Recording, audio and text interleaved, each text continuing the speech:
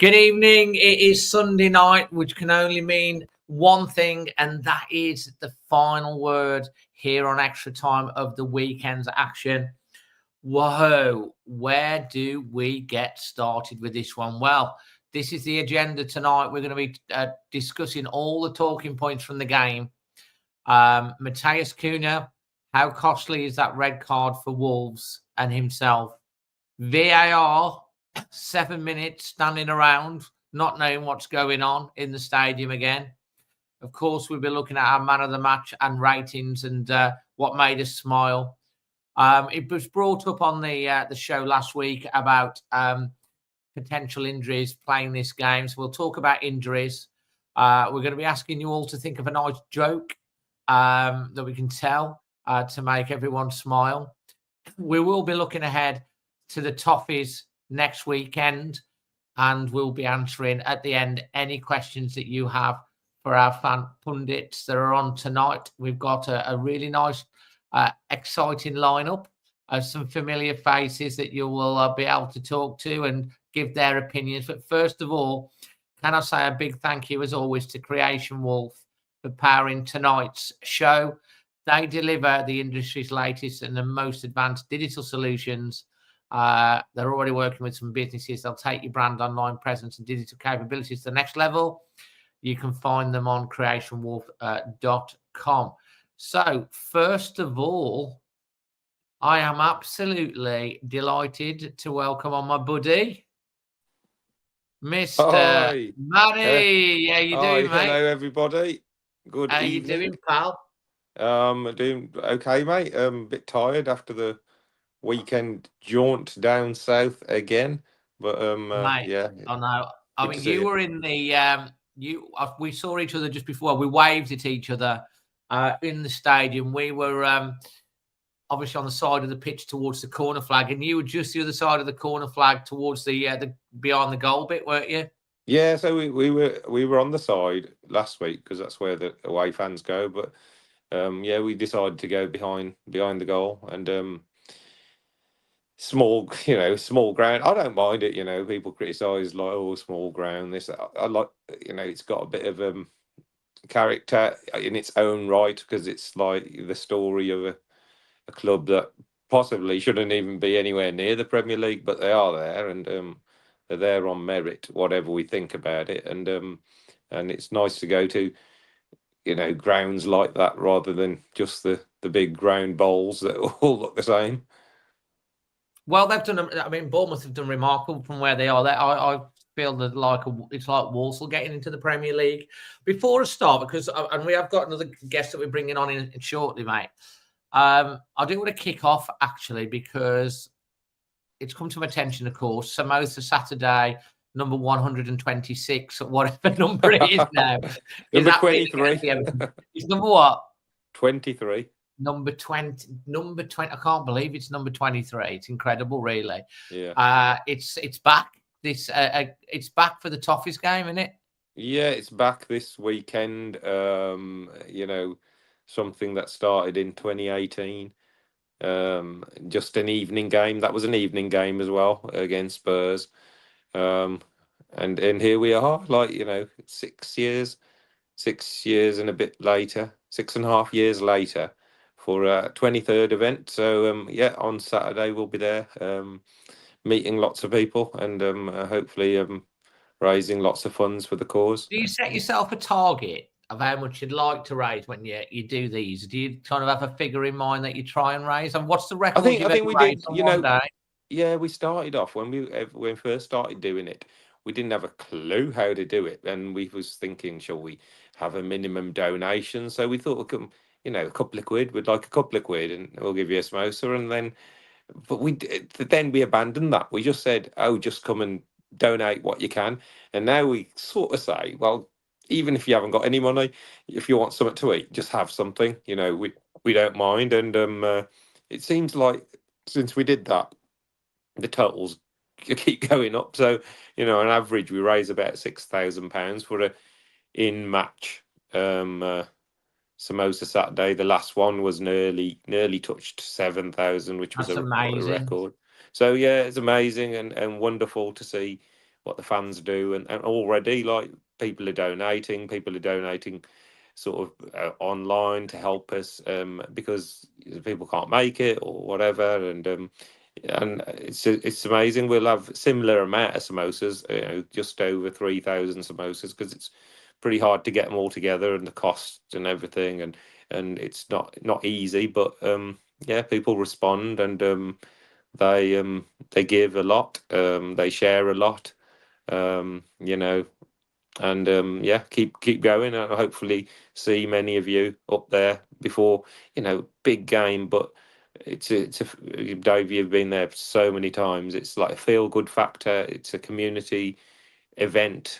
People get there, they talk, they spend hours there, like just standing around talking to fans, meeting people, and that's what life's about, isn't it?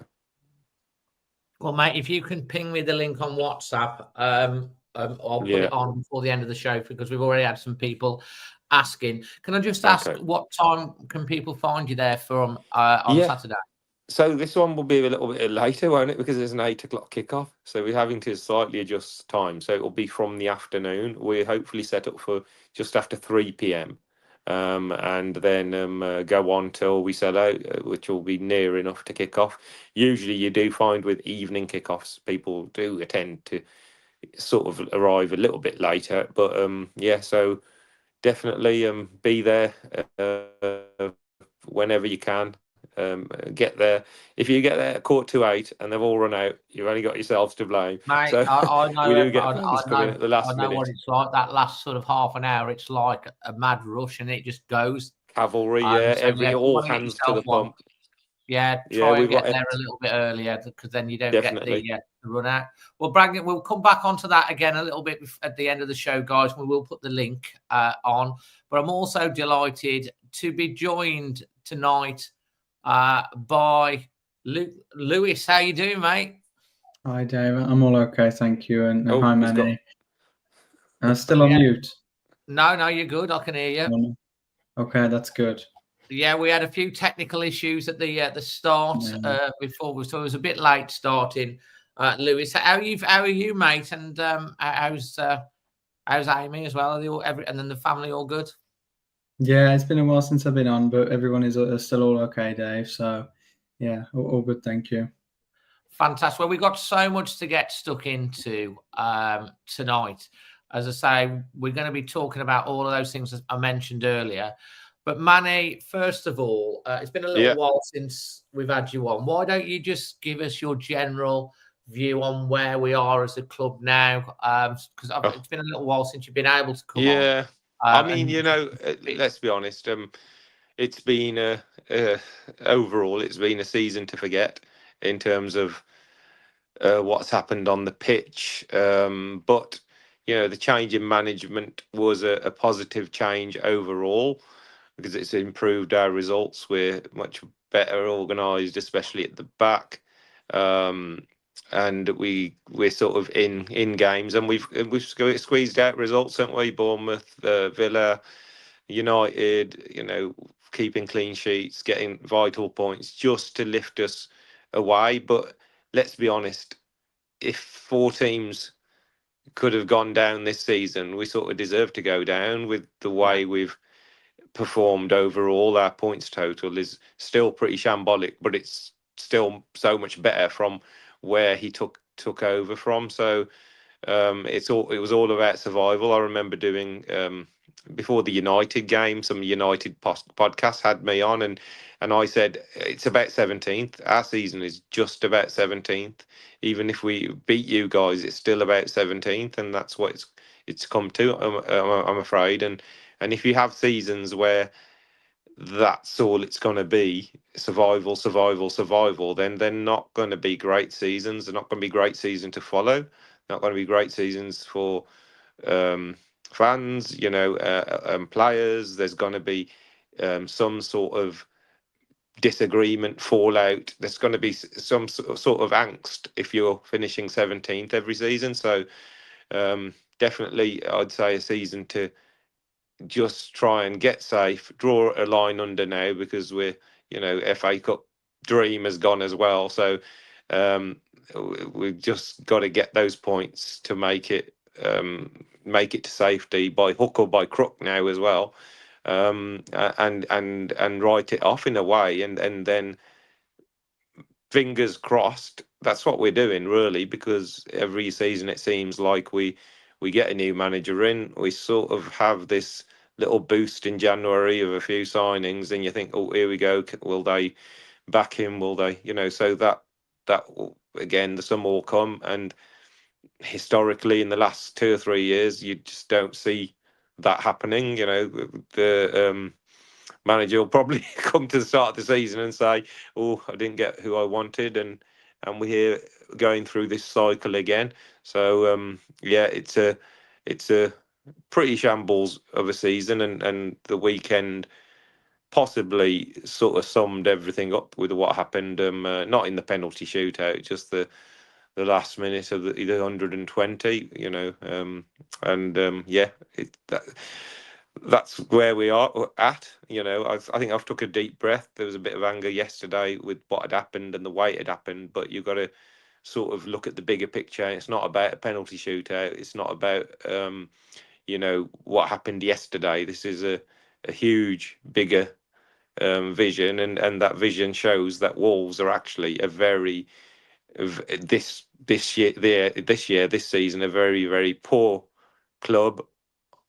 Sort of on and off the pitch as well, and they sort of deserve where they are. And it's only that we've got 3 very poor sides that will probably struggle to get around 25 to 30 points. That's like, even if they do well, they'll struggle to get to about 30 points, these sides at the bottom.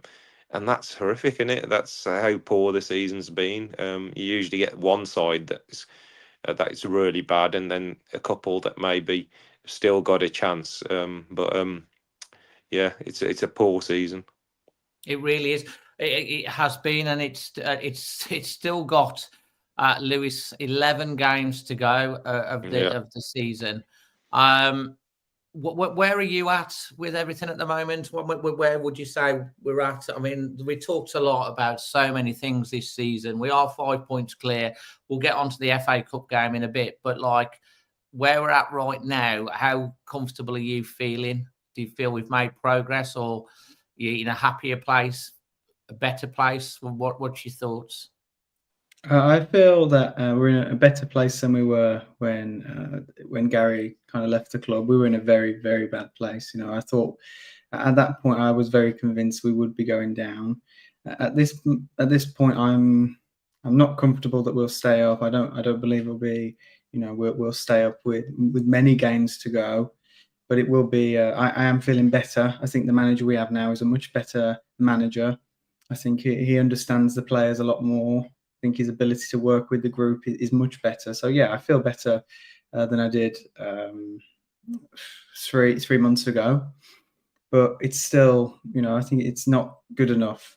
We are a big club, and at the minute, for the past 2 seasons, it's always felt like we're looking down rather than up. And it's a bit of a shame, really, that's what it's come to, especially with the past the 5 years before that. We were very good. We were looking up a lot more than we were down. We were only looking up a few years ago, and since then it's kind of, we've been in a bit of a downwards slope, and it just kept going. And each season you think, okay, we can put it right the following season, and it just doesn't seem to come off for us, unfortunately, for a number of reasons. I don't think at all it's one thing. If Gary had all the players he wanted in the summer, I still don't think he was a good enough manager to take us forward in the long term. So yeah, he could have been backed more with players on the pitch. I don't think personally it would have made a big difference in terms of his ability to work with them. So I don't think it's just we didn't sign enough players or the players the manager wanted, but I do think that we need to have there needs to be a point where it does turn, the other way. We obviously had our peak when we finished 7th for that second time in the Premier League after a really good European run too. That was the peak. Now it's been downhill since then, and this is probably the floor. I'd say this is probably a much worse season than the one when Julian became the manager, just because we looked so flat. I mean, even when Julian became the manager, we went on to have some really good games with him, and then it kind of fell away in that second in the second part, and obviously that he ultimately left the club. And yeah, so there needs to be a point, hopefully this summer, where that curve ends and we start looking back up again, because otherwise it can be very dangerous. I mean, I saw very easily how easy it is to be relegated to the Championship for the first time when we were in the Premier League with Mick McCarthy, and then how easy it is to kind of keep that negativity in the club, and then you find yourself in League One, and that's a long way away. Luton this year, I mean, look, they're looking Yeah. odds on for a double-dip relegation. And you see how easy it is. And look how positive Luton were. You know, they had I thought Luton played really well the majority of their games last year. I thought they were quite unlucky with some of their results. I didn't think that they were a bad side at all. And now you look and you see them going to maybe to League One. So, you know, it really needs to change this year, because it feels like it's been getting progressively worse for the past few years. And if we're worse again next year, we will be relegated. Well, yeah, we will. I remember the year we stayed up and, at Blackburn, and we stayed up on the last day, and then we still went down the following year. Yeah. Manny, you don't really, that lessons will have been learnt this year, that you can't keep gambling and playing Russian roulette with our survival chances, and you'll get caught by that trapdoor eventually. I mean, at Coventry, remember back in the day, they went close so many times, and they're still trying to get back where they've been. And you've seen it happen to Leeds. It's happened to us. It's stressful as fans, because you spend your hard-earned cash going up and down the country, like we talked yesterday. I mean, we've gone to Bournemouth, some fans gone 2 weeks running and getting back, starting off really early and late. You spend your money and time, and you just want that little bit of joy and hope. And it's been tough, hasn't it? And maybe we will stay up this year. We will talk about that. But then the summer's going to be massive as well, isn't it? You got to think about this.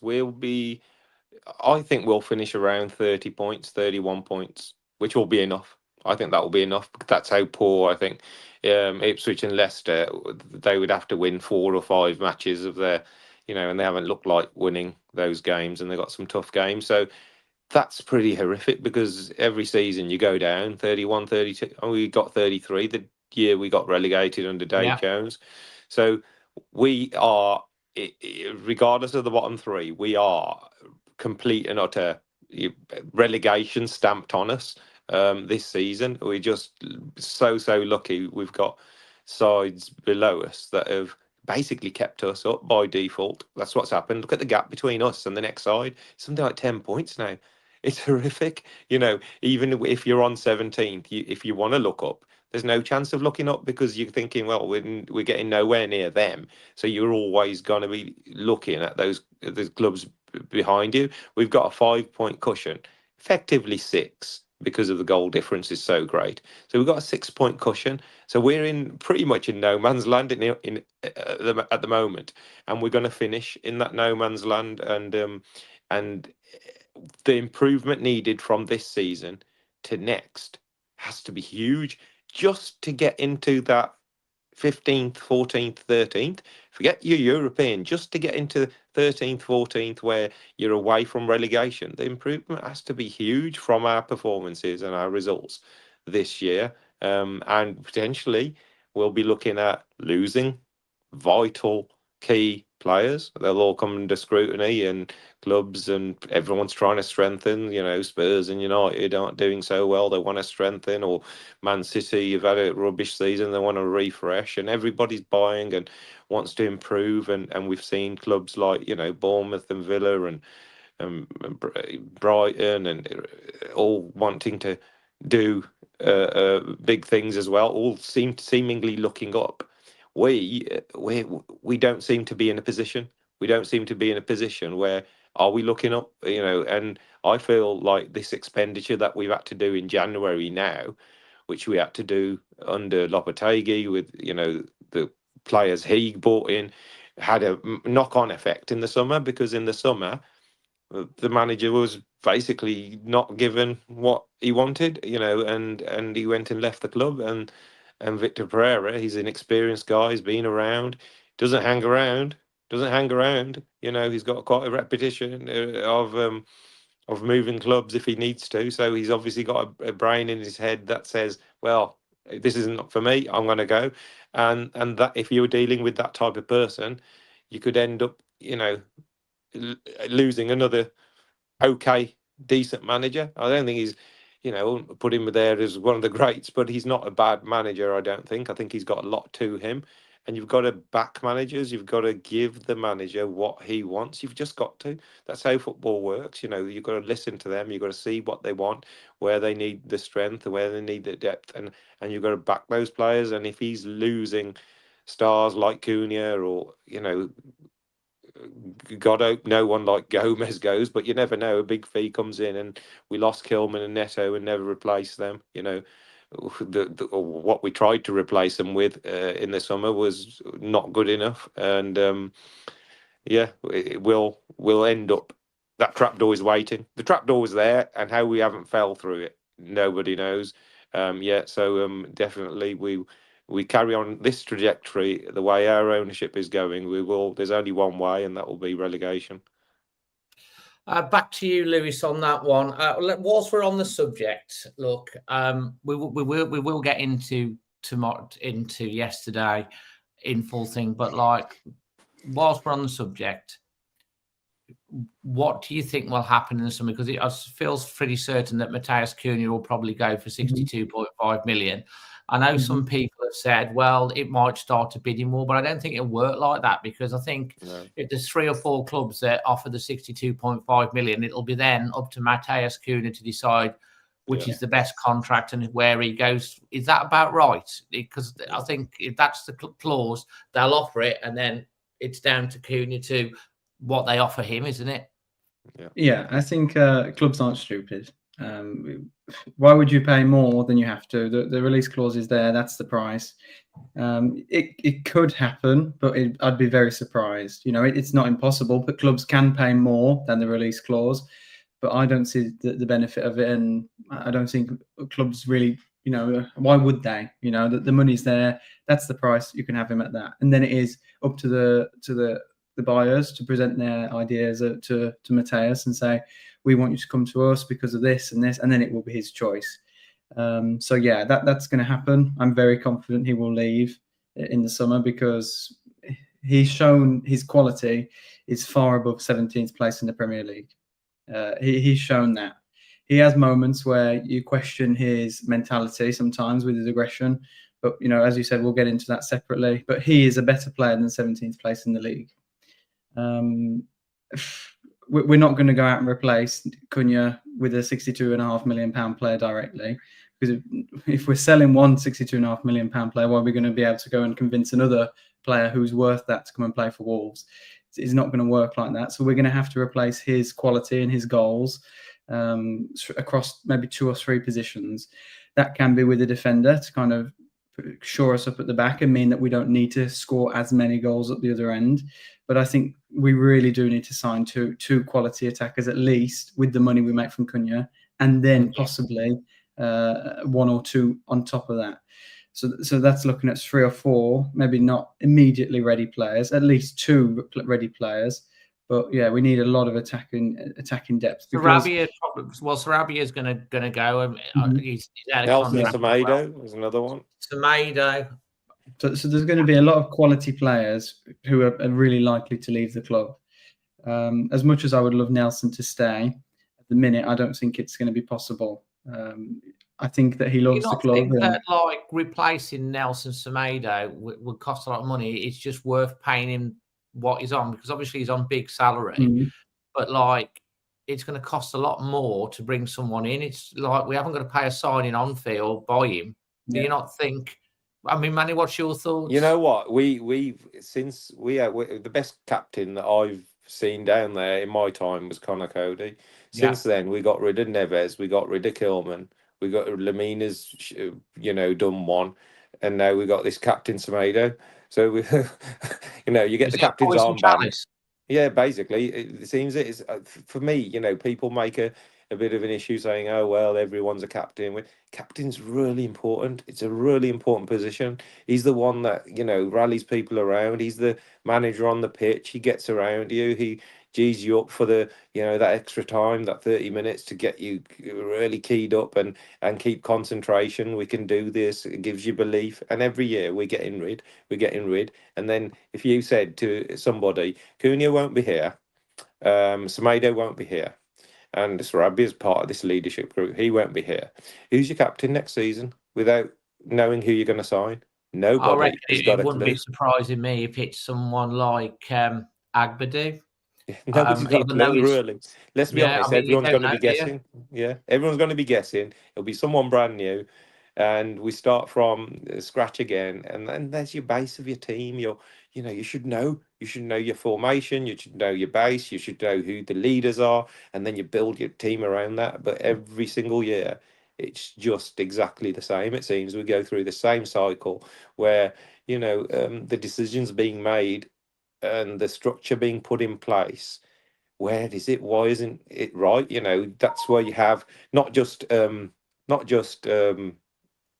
Pereira. That's why you have a structure with a good sporting director, football people who put these things in place to, this is your structure, this is the foundations, here's the framework, and you're going to build around this.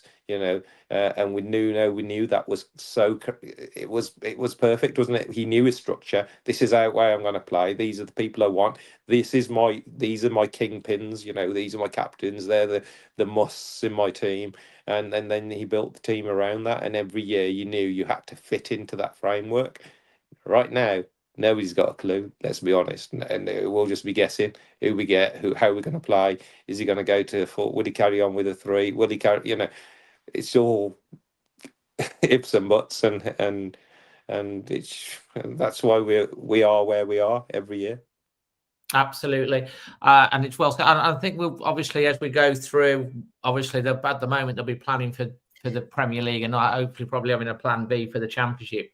And this, when we get through to the end of this season, the summer is going to be absolutely humongous in getting it right, because if we get it wrong, I think the teams that will come up this year are going to be a lot stronger than the teams that we've got this year, and it's going to be a lot higher points tally. Let's move on to yesterday. The first talking point, I think we should get onto it, which is Matheus Cunha. Matheus Cunha, to me, is an absolute genius. He is a genius, but he is a flawed genius. We saw the best of him with his absolutely unbelievable goal, almost coming along, when Cantona scored that goal for United, and he sort of took it in and he came over, and it's like, that's what I can do. And then we also saw Eric Cantona going into the crowd and doing crazy things. And obviously it ended up with that red card again, his second red card. Lewis, first of all, on Matheus Cunha, it looks as if we're going to lose him for 3, probably 4, maybe even 5 games out of the 11 going. I think everyone sort of gave the benefit of the doubt to a point under Gary O'Neill and everything that happened before, but to lose his head like he did again yesterday, it looked like he kicked out, almost threw a couple of punches, dropped a headbutt, was having to be restrained. Is it because these type of players, your Gascoignes, your Cantonas, all these sort of amazing gifted players have this sort of fuse? I mean, he was being fouled a lot and he was frustrated and all of that, but it's no excuse. You've got to be, as a top quality world-class player, you've surely got to be able to know that players are wanting to get under your skin and not react to it. What's your take? Yeah, I think everyone is really let down, because I think we would have got through on penalties if he'd been on the pitch. He probably would have scored his penalty and we would have been in the quarterfinals, and that would have been great. But really, the big thing for me is the next 4 or 5 games that he's going to miss, because those next 4 games, especially, I think it's Ipswich, West Ham, Everton, and there's another team in there that I think we have a really good chance about at getting some points against. We're now without our best player. He is the best player in the team, and we don't have him now for those games. So yeah, I'm really let down by that, because at that point of the game, it was so close to just being finished. At penalties, everyone is safe. You've made it through 118, 19 minutes of people kicking you and getting under your skin. You've made it through 118 minutes, and then in the end, such a silly decision. And I saw a lot of people saying, that's it for him and Cunha. They don't support him anymore.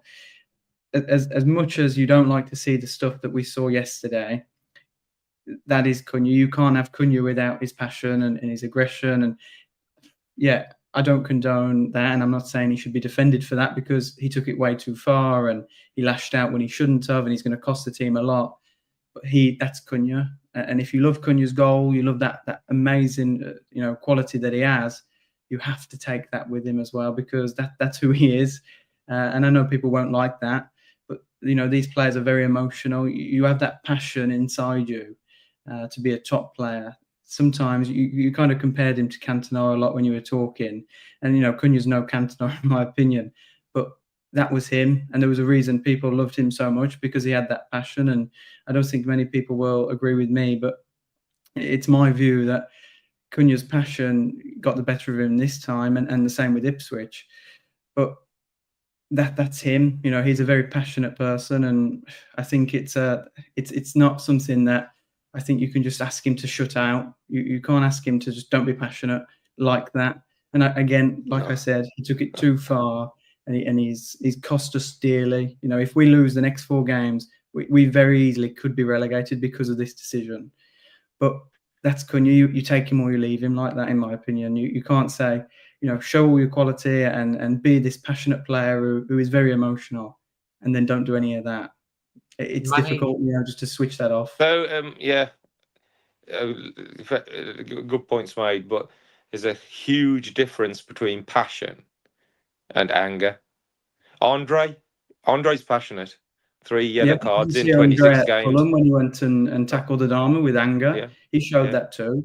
Yeah. But what I'm saying is, there's a spark of anger which you can convert into benefiting your team. You can, and you have to learn that skill. A flawed genius works when you're playing and winning things. Cantona was at Manchester United, because you've got this huge group of players.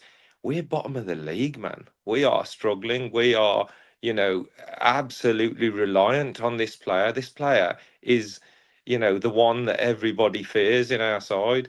Everyone's now got a lift up. Those teams at the bottom, those two, Leicester and Ipswich, they're struggling, but they know that Wolves' main protagonist, the one who scores every week, is now not going to be available. They're going to sit up and think, have we got a chance? Have we got a chance? I've spoken to some Leicester fans. I think they've got no chance because of their fixture list. So I think they're that worried. But someone like Ipswich, probably like thinking, wow, have we got, this might be an opportunity. This might be a chink.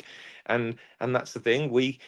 Our club at this moment in time we can't carry the Gascoignes and the Cantonars. We can't. Yeah, of course. I agree, but without Cunha, we wouldn't be in the league at all. We would be relegated. 100%. Yeah, but so we're not carrying him; he's carrying us at the moment. Yeah, no, understand. But what I'm saying is that you can still have passion, you can still have quality, and you can still control anger. It's possible. It's not something that's possible. You can't just say he's the same passionate guy every game he plays, and this has happened twice out of passionate people can be really passionate about playing for their club and giving absolutely everything and running through brick walls and grabbing their teammates and pulling them up and demanding the best out of you and everybody else, and looking at the opposition face to face and telling them that we're going to go in for the kill and we're taking you without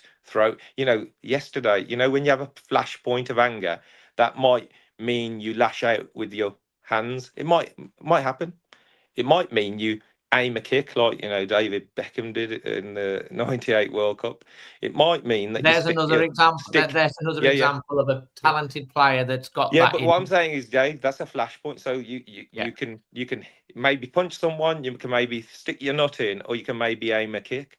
Imagine doing all three at the same time. But At no point does your brain engage that I've lashed out. Then you go back because you've had your flashpoint. I see that. So that is where this can be coached out. This can be. He needs people around him, and this can be. You can do things. You can do things mentally to help yourself if you've got that. Where anger comes in everybody, it comes in us. We'll always, have this bout of anger where and then it's a moment where we might do something and then we'll regret it. But there's got to be a moment where you can just do something once you've had that flashpoint to rein it back, and you can do that. It's not impossible that you can't. And he's had two of these moments this season, and I don't think it will cost us personally. I don't think it will, because I think the teams are so bad down there. I think we'll squeeze enough points to keep us just above water. But the be and all end all, he won't be here this summer anyway. But it's just sort of sad what happened yesterday, because he scored one of the best goals that we've seen in an FA Cup tie, and here we are. Like, let's be honest, nobody's really reflecting on that because of what happened afterwards, and going on to lose the game. Because I'm with you. If he'd still been on the pitch, which is what was there, 90 seconds, or was it even less than that? If he'd still had just held him back, I think even if his arms, when he did his arms, if it stopped at that, I think it probably would have been handbags, yellow card, handbags, But let Lewis come in now on that. This is what I was going to go on to. That I've seen the clip many times, I've really looked into it, and I think where the first contact is with Cunha, that's that flashpoint you were talking about. There's the anger that he has, and he can stop. But Kirkes, I think, is really smart, because he kind of instigates the headbutt there, because he gets into Cunha's face there. So I think if you're in that flash anger moment that you have, and then the person who's just done what's annoyed you, then gets in your face, it kind of continues. That anger comes back again. So that's where I think it's just, I don't think Cunha has been malicious, and he's had the flash anger, and then he just wants to hurt Kirkes in a malicious way. He's had the flash of anger. Kirkes has retaliated, and then Cunha has retaliated again to that. And again, I have to say, I'm not condoning it, and it's going to be a very tough next 4 games because of that decision, that single decision. But I can really see that it's just him. That's his personality. That's who he is. He has that. He's on or off. And I saw a couple of comments that said, I'm a passionate Wolves supporter. I don't go and beat up the opposition fans when I lose. I completely agree. But when you're on the pitch in the moment and you're at the top, he's probably the most passionate player. So you might not be the most passionate fan in the stadium, but there are more passionate fans than you who probably do go and fight the opposition after the game because they're annoyed that they've lost. And that's true. So we're dealing with the top tiny percentage of people in Cunha. He is the most passionate player in the pitch for Wolves.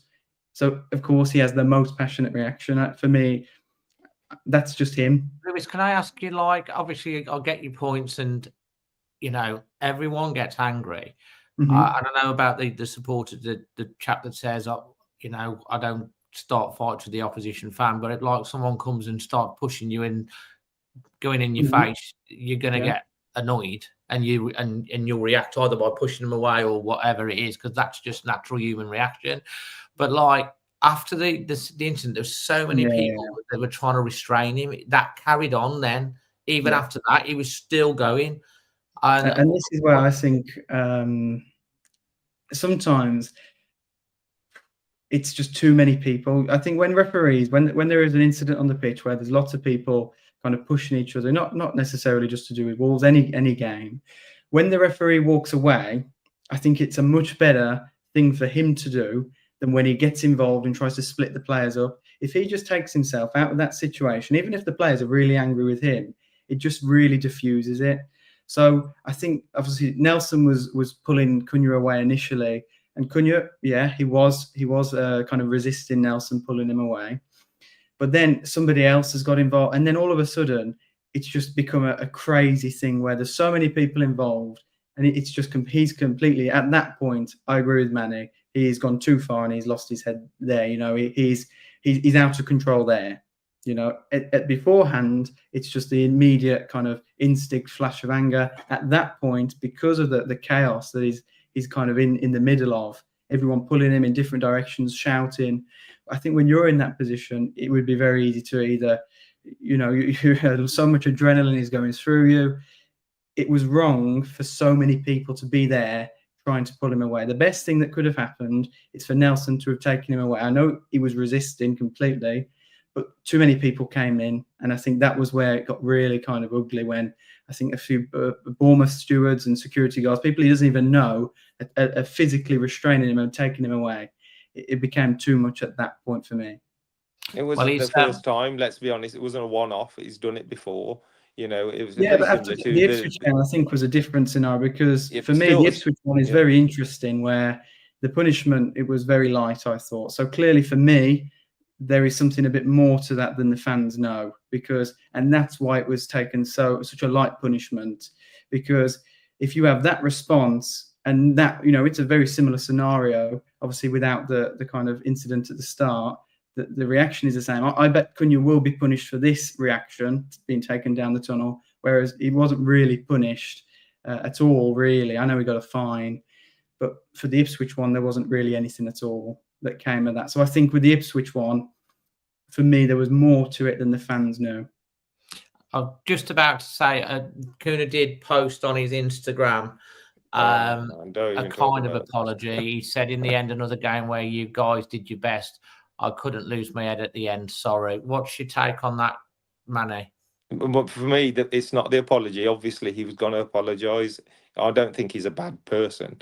You know, This isn't about saying to people that Cunha is a bad person, we don't need him in the side. This is me saying there is a possibility of actually improving somebody and actually increasing their passion without the anger. It can happen. It is possible, believe it or not. But anyway, my issue with that story was what's happening in football all over. This happens in football. You know, we've had a huge influx of players into this country and into our team, and people come from all around the world, and you know, they want to be, you know, noticed, and social media is a way of getting them noticed and showing how brilliant they are. And back in our day, Dave, if you lost a game, if you'd been sent off, you didn't do anything, did you? It wasn't, you wouldn't even speak to the reporter. The manager would just lock you away because you just wouldn't be speaking to any reporters. But they've got their own reporting tool, which is called social media. And he's then posting his goal. We've lost the game, and he's got sent off, and and he did it. We lost 4-1 under Gary O'Neill, and he did it then. He posted his goal when we've just absolutely been humbled by a side. And I thought, he's not the only player. Other players for other teams do it as well. If they get an assist or a goal, they'll shove it on their story when their team has lost, you know. And he had that episode, which he would have gone into that dressing room 100%. He would not be sitting in that dressing room thinking, well, I'm happy with what I've done. He's thinking, what have I done? But he still has got the consciousness to say, oh, I'm going to post my goal. What a goal that was, you know. And this education. I'm not sure Cunha does all his own. I know his brother does. Whether he does or not, he replies and he reads, you know, and he so he does, you know, so he does look at stuff. So, you know, and again, if something's on, he's still got the chance to say to somebody, oh, why don't put that on, please, you know, bloody hell, I've just been sent off, you know, I need to apologize to these fans, I need to apologize to my teammates, you know. And so that in football is really, really weird. I find that really, really strange, because like I said, if you'd lost a game, you know, a big game, chance to get into quarterfinals, we haven't won anything for so long. You know, what an open draw. You've seen the draw today. It's, even though we'd have Man City at home, you know, Man City aren't the same side as they've been in the last few years. A big quarterfinal at home. You know, imagine, you know, get the crowd up and everything. That could be, these opportunities don't come all the time, and when you've had that disappointment, you've lost in a penalty shootout. Imagine like when England lost in the penalty shootout, if Luke Shaw had gone on his Instagram and posted his goal that he scored after they lost the penalty shootout. Imagine the meltdown. So I find that weird, really, really weird. No, to be honest, I kind of get that. To be honest, it's kind of like, it's just common sense. When we've lost, the fans are all hurting and they're all down, and it's like, oh, you can get that. I can kind of get it. I think the thing that people are going to take away from Matheus Cunha, right, and I kind of see both sides. At the end of the day, he's a human being. He is a human being. He is paid a lot of money. He might have a bit of an ego, but he's carrying a lot of weight on his shoulders. He's carrying the expectation as the star player of everything that's happening in the media, all the talk about him, all the fans.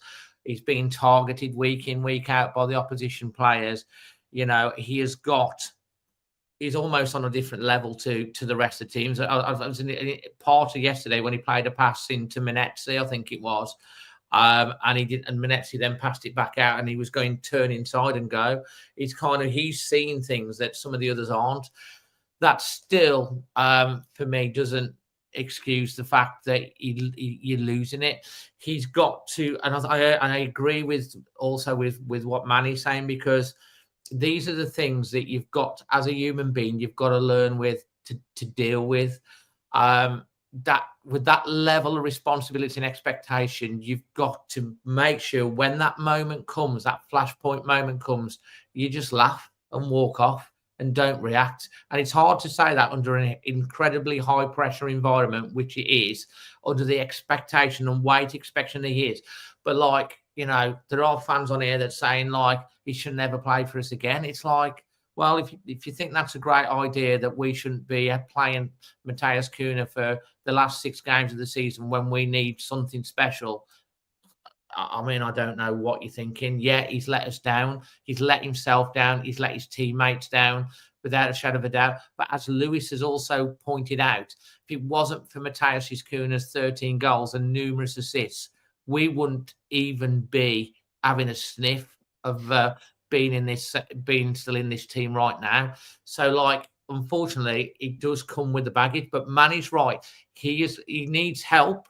He needs psychological help. He's young. He's a young kid. Yeah. He's not that old. He's quite young. It's only his 2nd season in the Premier League, is it? So it's like, and then he's got all the weight of that. I think it's just that thing under the structure of what we used to have under those 7th place finishes, with Nuno and the captaincy and the figures. You can develop a way where everybody is on board, and their passion wasn't any less. Their passion was through the roof. That team, Neves and Cody, everyone who ran through that team had extreme amounts of, but there was this framework that they were in that improved everybody. They were arms around each other. They encouraged good beliefs, and we've had a few problems this season under O'Neill. We had it.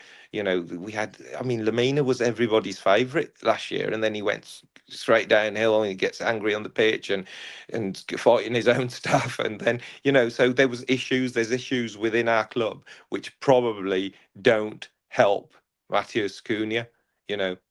They probably don't. There is probably that framework's missing. We haven't had a secure captain. I mean, he's wearing remember the other thing is he's wearing the captain's armband at that moment when he did that. So he's been given the armband, that responsibility. You should armbands in our faith. First thing you bow down to an armband. You bow down because you've been given the honour of now leading these troops, and then your job is to look round and say, look, you've got 30 minutes. Let's keep our focus, keep our concentration. We can do this, and that's your job as a captain. So he can learn. He will learn. Of course, he will learn. He'll be sitting at home, 100%. He'll be reading comments. He'll be watching things. He'll see some of the reaction, and he'll have to learn because eventually that. If that keeps happening, then those things overtake your life, and yeah, he might He'll become a. start getting a reputation with refs. We Interestingly, don't. as well, here, if someone's bring back Kevin Muscat. Now, it's interesting that people are like going in on Cunha, and understand it, but like people are go on about like Kevin Muscat and like how he's a legend and stuff like that, and he's like a right nasty piece of work and stuff He like was, that, and yeah. was vindictive and stuff, And and actually targeted things. But like, it just amazes me how on the one hand you've got a player of today that's gone in, seen the red mist, he's made a big mistake, he's let us down, it's unacceptable what he's done, and we're all angry about it. But then you've got people that go on about Kevin Muscat. And this is the thing, that I saw just some of the comments. I think the reaction to this has just been, I know how serious it is. It could seriously cost us. But I saw one comment that said, Matheus Cunha is a psychopath. This is the passion that the players show. I think maybe Roy Keane is a good example. Would people, Man United fans, when Roy Keane was playing, have preferred him not to have got sent off as frequently as he did? Yes, it's obviously. But that was the player that Roy Keane was. You wanted him in your team because he gave you that edge, and people, that was the player he was. And I just think that the reaction. I saw one BBC Match of the Day reporter. He was in the studio. I can't think of his name. He said he hasn't seen stuff like this from the 70s, and I think the reaction is completely just. Who got sent off for Newcastle today for lashing out? Yeah, I know it's Gordon. So frequent. Yeah. The anything I have to say, can I just come back again with someone like Roy Keane? If Roy Keane did that for Manchester United, Roy Keane got away with a lot of stuff, let's be honest. And it was some nasty stuff. And he was applauded as a hero of football. But if he'd have done that for a Manchester United that was fourth from bottom, and he was the key, the United fans would have like ripped him to shreds for doing that in that position. So I think those players, they shouldn't, but they got away with things. The same. No, it should, but they got away with it. The final, it's just as bad. At that time for Man United, that they were serial winners. I agree with you, but what I'm saying is, you will always get a fan, because we're bottom of the table. You can't expect. Yes, I think. But if they lose out the Champions League final, if he got sent off, it's the same. No. But what I'm saying is, listen to me. I think you're both agreeing with each other. Yeah. That's why I am agreeing with him. That's why I understand. Some of the comments people are making. Yes, they're over the top. But when you're bottom of the table. You're bottom of the table. These fans are passionate as well. They're not going to just come out with the correct comments. We're bottom of the table. When you're bottom, when you're desperate to stay up, people are angry. People are stopped going to games. There's empty seats. The atmosphere is not the same. People are not, feeling great. And then when they see this, then it obviously riles people up even more. So, it's just, that's just and I get that, mate. But like I said about the guy, I wish I knew his name. He was in the studio. If you watched Match of the Day last night, that was Martin Keown. I watched it. Yeah. What is that comment? I just really can't. I can't get my head around that. It's just such an overreaction from someone who is paid to give his opinion on the game. It's ridiculous. Someone's made a very. We're gonna draw a line under this, but someone's made a very good comment, which is Merv, which I never thought of. Bully. I mean, Bully would lay one on. Steve Walsh is, he's got sent off and stuff like that. He, was a number 9 striker. He's a legend. It's like you want the passion, you're going to get the flash points and stuff like that. So people need to remember when they are, we're quite rightly, he's let us down and all of this. But there are many examples of what we class as legends in our club right now that have done exactly the same, and they are club legends. So please do not like it. If you're having a go at Matheus Cunha for what he's done, again, Dave, just one thing. If we'd have got relegated with Steve Ball, then people would criticise him, because if we stay up, Cunha's had a great season. He's kept us up, and if we go down, people are going to come back and say, "Oh God, he got sent off. We missed him, and we haven't." So it all depends how you do. When you do well. But he scored 102 goals. Of course, he's going to be a legend. We gave him license to go out and do stuff like that. So it's all relative on what people achieve. I'm afraid that's how people react. People react like that, and when you're down the bottom, people won't like it. People think, well, we're bottom, we just got relegated. What type of genius is that? So that's where we finish. And Bully was a legend because he was great, and that's how we see him. So our opinion goes up and down depending on how our team does. That's just the way and humans to be honest, where you are with things does affect it if you're winning. It's been a tough season, so yeah. there's a lot of upset and angry people around about everything anyway. So it's another thing. It's like, well, I can't be angry about the summer window now or whatever, so I can be angry about this. And it's amazing how negative, and people can always jump on the thing. At the end of the day, everyone's got entitled to their opinion. Everyone will have their thoughts. The only person that really, really matters right now is how Vitor Pereira deals with it. He's the manager. I love the way he talks, the way he handled it yesterday. He said he likes to step away from the situation. They will have a conversation, and he will do with it. Probably the similar sort of way that Nuno would deal with these sort of things. So the only person's judgment that actually really matters right now is Vitor Pereira and how he deals with it with Matheus Cunha. Matheus Cunha, without any shadow of a doubt, is going to get a massive big fine from the club, because he will do, because of what's happened. So, he's just had a nice big pay rise, but he'll also have a nice big chunk. But also we saw Cunha not earlier on in the week going down to see that young lad, that cancer patient, and he did the thing for him again on the pitch as well. He's not a bad person. He's definitely made a mistake, yeah. And it's again, the problem is he's done it twice, and that's the thing. And people are thinking you haven't learnt your lesson, and that's why people are upset. Let's move on to VAR. 7 minutes. Who wants to kick off with this one? Go on, Manny. Man. Well, I was there. Obviously, I was there, and when it happened, you just thought it was a goal, because obviously it happened so fast. We didn't think. And at one stage we're thinking, oh, is there VAR? Because the FA Cup's like that. It depends who plays and where you're playing, whether there's VAR or not. It's a pretty ridiculous competition in terms of using VAR in some and not in the others. But when we didn't have a clue. Again, we're sitting in the crowds. Nobody's got a clue. There's no announcements. There's no one knows what's happened. Has the equipment broken down, or has the technology failed? But it's another, like a nail it's not a nail in the coffin, because it ain't going anywhere. It ain't dying. But it doesn't matter how many nails we put in. But if you had to write a Google review on VAR, it wouldn't get many stars, would it? over time. So we didn't even get 1 star. That's what I'm saying. So it wouldn't be a place that you go and visit as an attraction. That's for sure. It's just sucked the life out of everything that football was, going to the match, that atmosphere, those in the moment, those mistakes. Used to go back to your home and back to your workplace and talk about the mistakes and talk about did it go over the line, did it not, and it was part of the character of football. It was just the way it was. And now we look at it and we think, it wasn't this bad. All those issues we had, they weren't as bad as what they are now with the technology.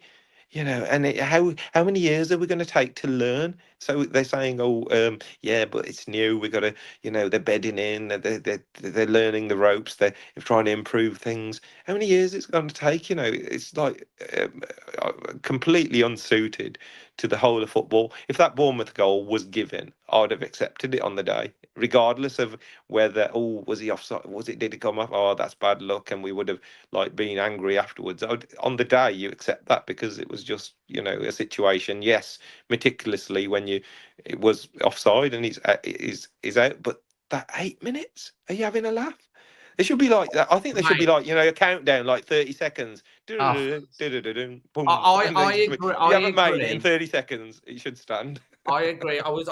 We're all in the stand, and Lewis, I don't know whether you were there. You watched it on the telly, so it'd be interesting to hear your experience, and obviously the people in the chat. But when that goal goes in, and you can watch the match vlog that I did yesterday, you can see my reaction. I'm going it's the back post. It's terrible. It's 2-0. I never even questioned the goal. I just thought he'd come in. And then it's like we're standing around and it's like, okay, there's a VAR check. And I'm thinking, oh, is it handball? Has it hit him on the arm? Which they did check for. And apparently, because obviously they had the semi-automated offside, because of how it happened, it was too complicated for the semi-automated offside. So then they drew the lines again. And eventually, because the referee went over, and I thought, oh, the referee's gone over to look at it.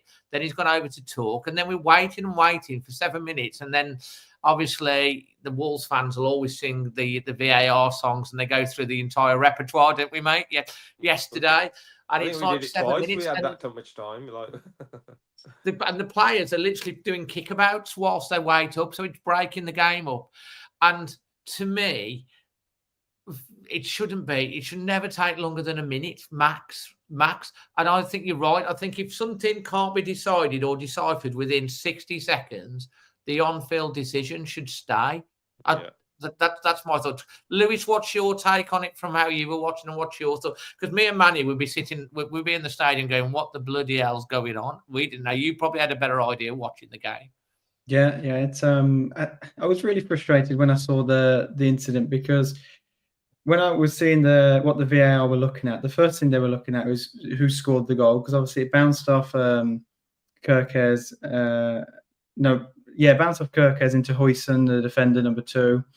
And then it kind of hit his hand, and then it went, it just bobbled into the goal. So they were checking that for a long time. They were working out who had the final touch. Was it even handball at first, because where it touched his kind of sleeve.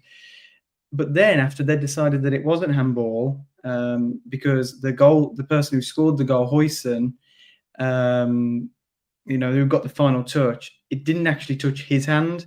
So after about 4 or 5 minutes, they'd managed to work out that Kirkes' arm touched it onto Huijsen, but that was in a natural position, so that's okay. And then Huijsen didn't actually touch it with his hand before it went in the goal. So if it had touched Huijsen's hand at all, it would be a handball. You're not allowed to score a goal with your hand, but you are allowed to. Kirkes, in their rules, it was allowed for him to touch it with his hand onto Huijsen, who scored. That took a long time to sort out. But what really annoyed me was after they decided that the goal could stand, they then checked if it was offside. But if it's offside, none of that is relevant to begin with. So they should have checked that first. And I know that they had issues with the semi-automated VAR that they're trialing, and I get that. But why spend 5 minutes checking if it's a handball and who scored when you could have just checked if it was offside first thing? It made no sense, man. When I was hearing the commentators speak, even they were very confused, that they didn't understand. And then you see the referee coming over to explain. I don't know what he actually said to the managers there, because how do you explain that we've paused for 8 minutes to try and work out if a goal is a goal or not? And again, I see the comments that why is it only in England that we have these issues? Because, in the Champions League, no, there's never this level of complaints. There's never this level of issues with the VAR being used in the Champions League, and in the Euros it was used. In the World Cup in Qatar, I thought the VAR was really, really good. Yeah. There were no issues really at all that I can think of. So it does look like VAR is something that the English referees can't handle at the moment. In theory, the technology is great. If you can have a way of being far more accurate with your decisions, why wouldn't you have that? But the way it's being used at the minute is just horrendous. And the referees, I would say there's only probably one referee who I think is competent to use it. It's probably Michael Oliver, because he does it in the Champions League and there's never any issues there. I'm not sure if any other English referees are in the Champions League and those European competitions at the minute. But I just don't think that our referees are capable of using it in the right way. And I don't think the rules back up VAR very well either. I think sometimes if you remember the second season in the Premier League for us, so the first season with VAR, when Pedro Neto scored that goal at Anfield. When he was running back and it was his what heel. A stupid rule that was. Johnny's foot was this much offside, it was. But what a waste of enjoyment when you're that much offside and they rule out an entire goal. Yeah, so the I thing think is, the rules, if he's running forward, then you could kind of go, okay, but he was running back. weren't going to be going anywhere near the goal. Manny, you any final thoughts on there was, VAR? there was plenty of goals back in those days where you looked and you thought, well, it looks level, and you gave it because your mind accepts that. Oh well, he's played on the shoulder of the defender, and nobody really. We were never concerned about. Oh, hang on, what about his armpit, and what about his heel, and what about his toes, and what about his big nose? We didn't care about any of that, did we? We just accepted that. Oh, he's played on the shoulder of the defender. That's good attacking, that is, and it just. Nobody questions those. If we went back into history now with our rulers and use this system, we'd probably rule out a lot of goals, probably, and it is just a complete and utter farce. If you've got a piece of equipment in your home that you don't know how to use, you just never open the box, would you? Because you don't know how to use it. Here we've got this piece of equipment that seems like we're completely absolute jokers in using, and we don't know where it starts, where it ends. The handball law. I mean, Lewis is quite spot on about that. I thought the handball law, even back in the day, I thought, oh, deliberate handball, was it deliberate? And that's all it was. Was it deliberate? No, yes, that's it. And now, every year, you think, oh, now the attacker can't score with the hand, but the defender, well, he can actually, if it's not in an unnatural position, he can block the shot because that's his normal body position. But if that's my normal body position, but oh no, it's gone in the net, so I can do that, but you can't, because you're an attacker. Well, nobody knows the rules, do they? Let's be honest. Nobody's clear. Everybody, even all the pundits, are like discussing for ages, deciding on, well, actually, what does the law say? What does it say? And they put the clauses up and everything. None of that ever used to happen, and it's just a complete and utter farce. And it wasn't this bad before. It was not bad. Yes, we had bad decisions. Yes, we had problems and issues, but it wasn't this bad. I mean, 8-minute delay, that's embarrassing. I agree, Lewis. The rest of Europe are probably watching that, and probably the videos are going viral. 8-minute delay. Are you having a laugh? Are you stupid? That's nearly like the whole of the half-time break. It's like the thing is, the players could get injured if you're standing around for 8 minutes. Yeah, exactly. In the cold, you could get injured. And to be honest, that's a good point, because that can actually cause issues because they go cold and stuff like that as well. I mean, it's not fair on everyone. It's I am a supporter of semi-automated offside based off what I've seen in the World Cup and all of those sort of things.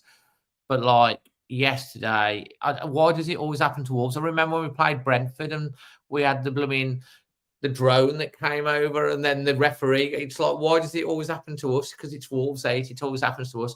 Let's go on to now. Let's have your Lee Moore Windows man of the match, your Fox at Shipley performance rating, your Parkside dental care moment that made you smile. Lewis, let's go with you first. Can be anything. I think the performance rate I'll start with first, Dave. I think if we look at the performance without the Cunha incident, I know it's not a win, and the way we played, we were quite. We looked reluctant to go too kind of attacking. We didn't look like a side that really wanted to go and score more than a goal. So I was quite not disappointed with that in terms of the. I wish we would have shown a bit more going forward. But generally, I thought we defended really well. Bournemouth are a very strong team. They showed it when they came to Molineux earlier in the season. And I think a win and a draw at Bournemouth away, back-to-back weekends, isn't too bad. I thought we defended very well. I wish we'd shown a bit more going forward. But generally, I was very impressed with the defensive display. So I probably, a 6.5, I think, is a fair score for me for the performance. And obviously, if you take away the Cunha incident at the end, we scored a fantastic goal. We really did. But I wish we'd shown a bit more going forward. But obviously, when you're defending, it's a cup game, and every goal really does matter. It's a really difficult one to show too much if you're defending that much. I thought the man of the match, I was really impressed with Totti. I thought Totti showed a lot of class yesterday. I know a lot of people have criticised him a lot for not being a capable centre-half. I think in a back three, he is more than capable for me. When he plays there, he is very good. He's very good. And he showed that yesterday, and he rescued us a couple of times, especially towards the end. Goal line clearance, didn't they? Yeah. So I was very impressed with Totti. And to be fair as well, I think Sam Johnson should take a an honourable mention as well, because I thought some of his saves towards the end as well. He obviously saved a penalty as well. So I was very impressed with Totti and Sam Johnston yesterday.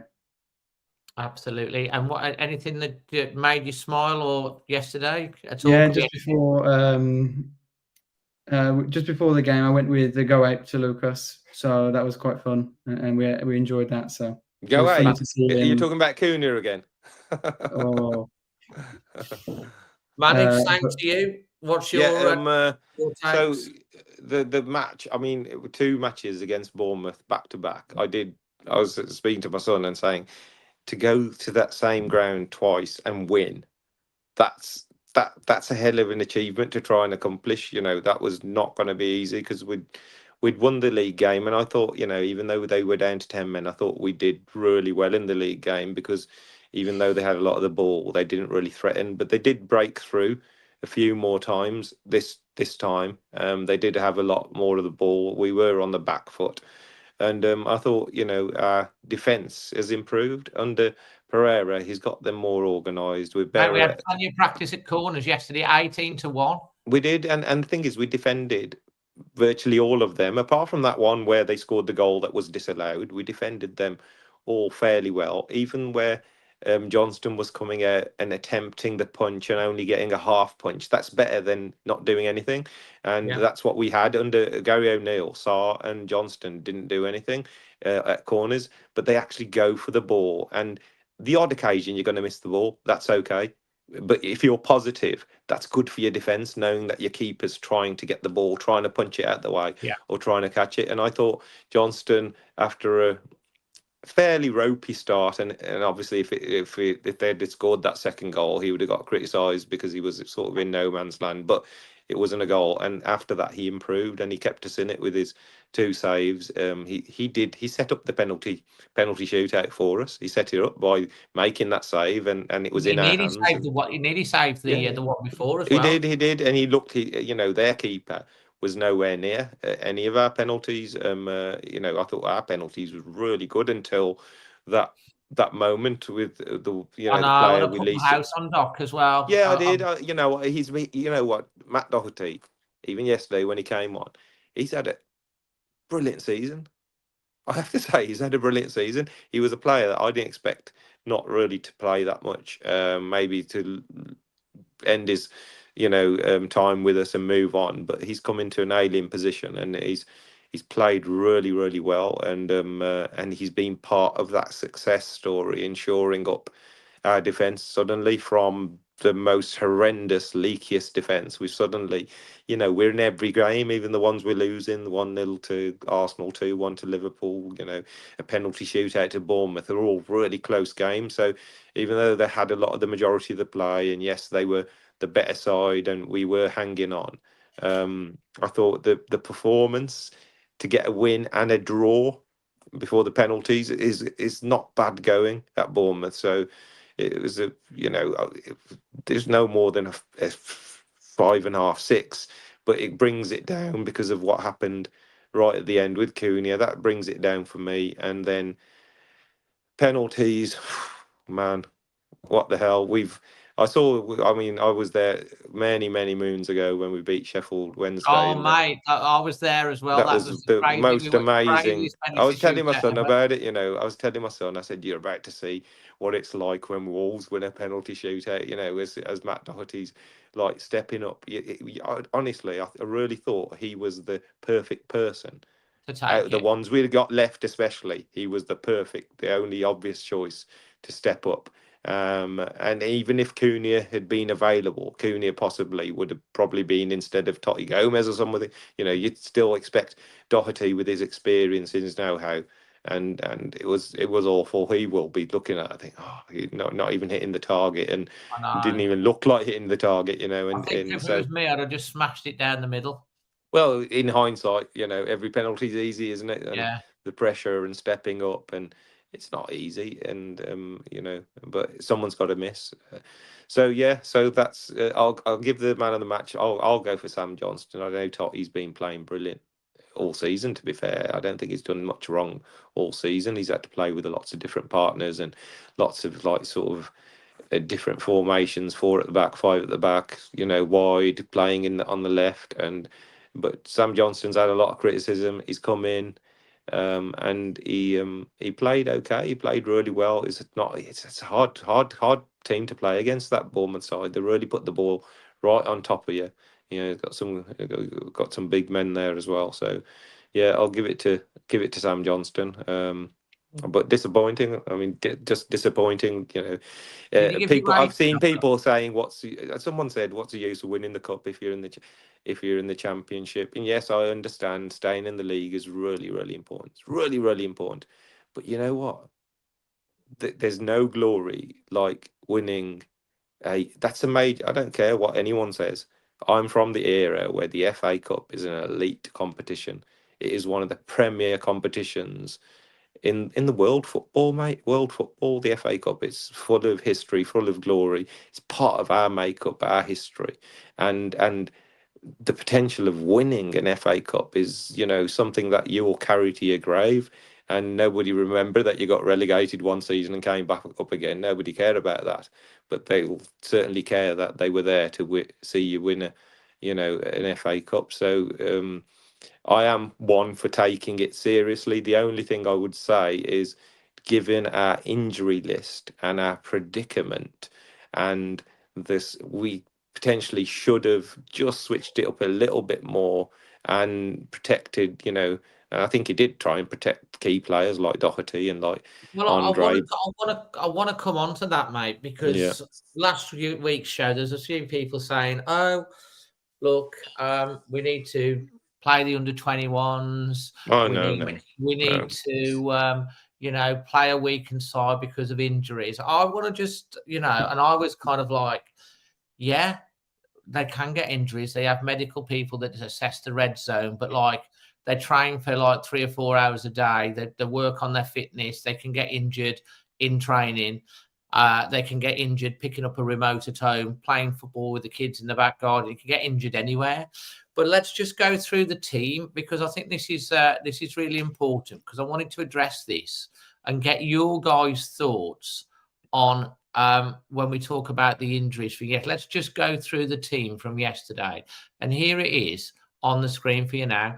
So like injuries. So Sam Johnson, first of all, he's the keeper, isn't he? So would everyone pretty much say, yeah, so Sam Johnson, Sar's had a rest, Sam Johnson's come in, no problem. I would say, no problem.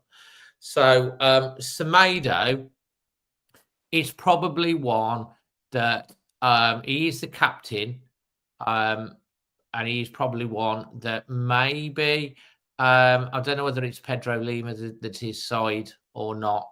Pedro Lima is a wing back, but potentially could have come on. But Nelson Semedo was taken off after 72 minutes. So Nelson Semedo played a game and a half. So he didn't keep him on for the whole game. He kept him on for 70 odd minutes. So, okay. Giga, he brought in, ain't played at all. So I don't think anyone could possibly, in my opinion, Manny, Lewis, give your thoughts. He's come in. So he's played for, Giga's come in. He's played 86 minutes. So that's kind of changing up the defence. He's dropped Doherty for Giga, hasn't he? Totti Gomez has been out injured for quite a long time, so he's not long come back. He's not long come back at all. He's playing well, but he was out injured, so he's just getting back up to full fitness and stuff. And Totti Gomez, like you say, Manny, had a really good game yesterday. And then you've got Ryan Aït-Nouri, who come in yesterday. He played the entire 120 minutes, which is someone just on those five there, that first five. What are your thoughts on that five that he started? Is there anything really he could have done different, do you think, Manny and Lewis?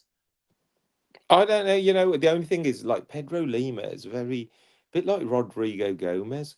I've got quite rate both of those players. Yeah. And when they've played, they've done really well, I think. And it's just something obviously holding our managers back, because even when Semedo was taken back, he's gone with Alfie Pond on the right, and Yeah. and then he's Doherty on that side. So Pedro Lima didn't even get a look in.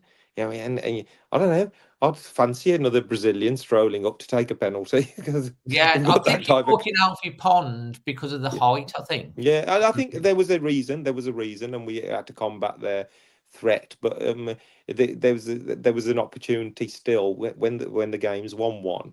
You never know, do you? When you got a bit of skill on, you never know when you can break and just grab something, a Yeah, sucker punch. I thought there was an option to potentially bring in Pedro Lima.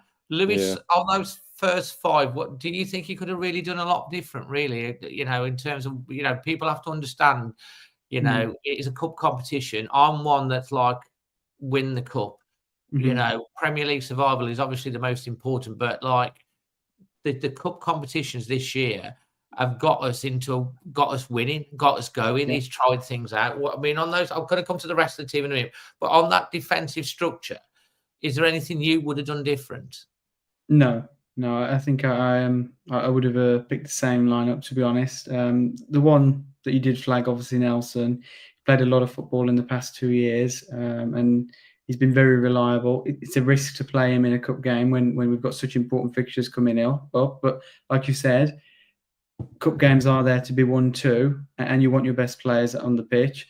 I also like Pedro Lima. I think he is a good player. The thing that I would have been cautious about putting him in for yesterday's game was the quality that Bournemouth have on the left side. So they started with Tavernier on the left wing and Kerkez on the left back, and Kerkez a very attacking fullback. So I think personally Pedro Lima could have really struggled if he was there on his own, and maybe if he had Cunha or Sarabia in front of him. Both of those players, in my opinion, they're not too defensive-minded players. Cunha he doesn't really track back very frequently at all. Sarabia, he can, but he's not the best defensive. His defending isn't his strong point at all. So I think it made sense to play Nelson. Yeah. Okay, that's great. So moving on to the rest of the team, Joe Gomez played. He took him off after 72 minutes. He's also not played all the games in all of the previous matches. And then he replaced Gomez with Andre on 72 minutes. So he kind of split their job between them. Bellegarde has played. He said Bellegarde might be, been reported that he might be injured. Bellegarde was replaced by Alfie Pond on 90 minutes. I was surprised Bellegarde didn't get replaced a little bit early, because I think at some point he switched him to playing as wing back. Is that right? Have I got that right? Yeah, they sort of went with him and then changed it back again. The only thing I thought was like someone like Marshall Manetzi, he's just come into the side. He's only just come in. He's a brand new player, and obviously he was rested. He wasn't picked, for example, and he's less of a risk to us. And he's not a bad player. He's not an extremely bad player in the middle of the park. A very strong player. And we've also got Tommy Doyle, where we've seemed to have we lost faith in what Tommy Doyle can bring us suddenly, from all of us raving, saying what a steal he is for £5 million. And he's hardly getting a kick. And he can't get a kick. So we have got some options in the middle of the park where Joe Gomez is a superstar for us. Just like Cunha is a superstar, Joe Gomez is vital for us. If we'd have lost, if something had happened to him, God forbid, because he is all action all over the park, more so even than Andre. Andre does a brilliant job in sort of a very disciplined position, where Joe Gomez, he appears in the box as well, doesn't he? I mean, he scored the goal the other day. So that's one where I thought, I'd rather have seen Manetzi starting, and then because he's new, he's fresh, he can still start, he can still play, and then maybe, we've got Gomez on the bench if we still need to bring someone in.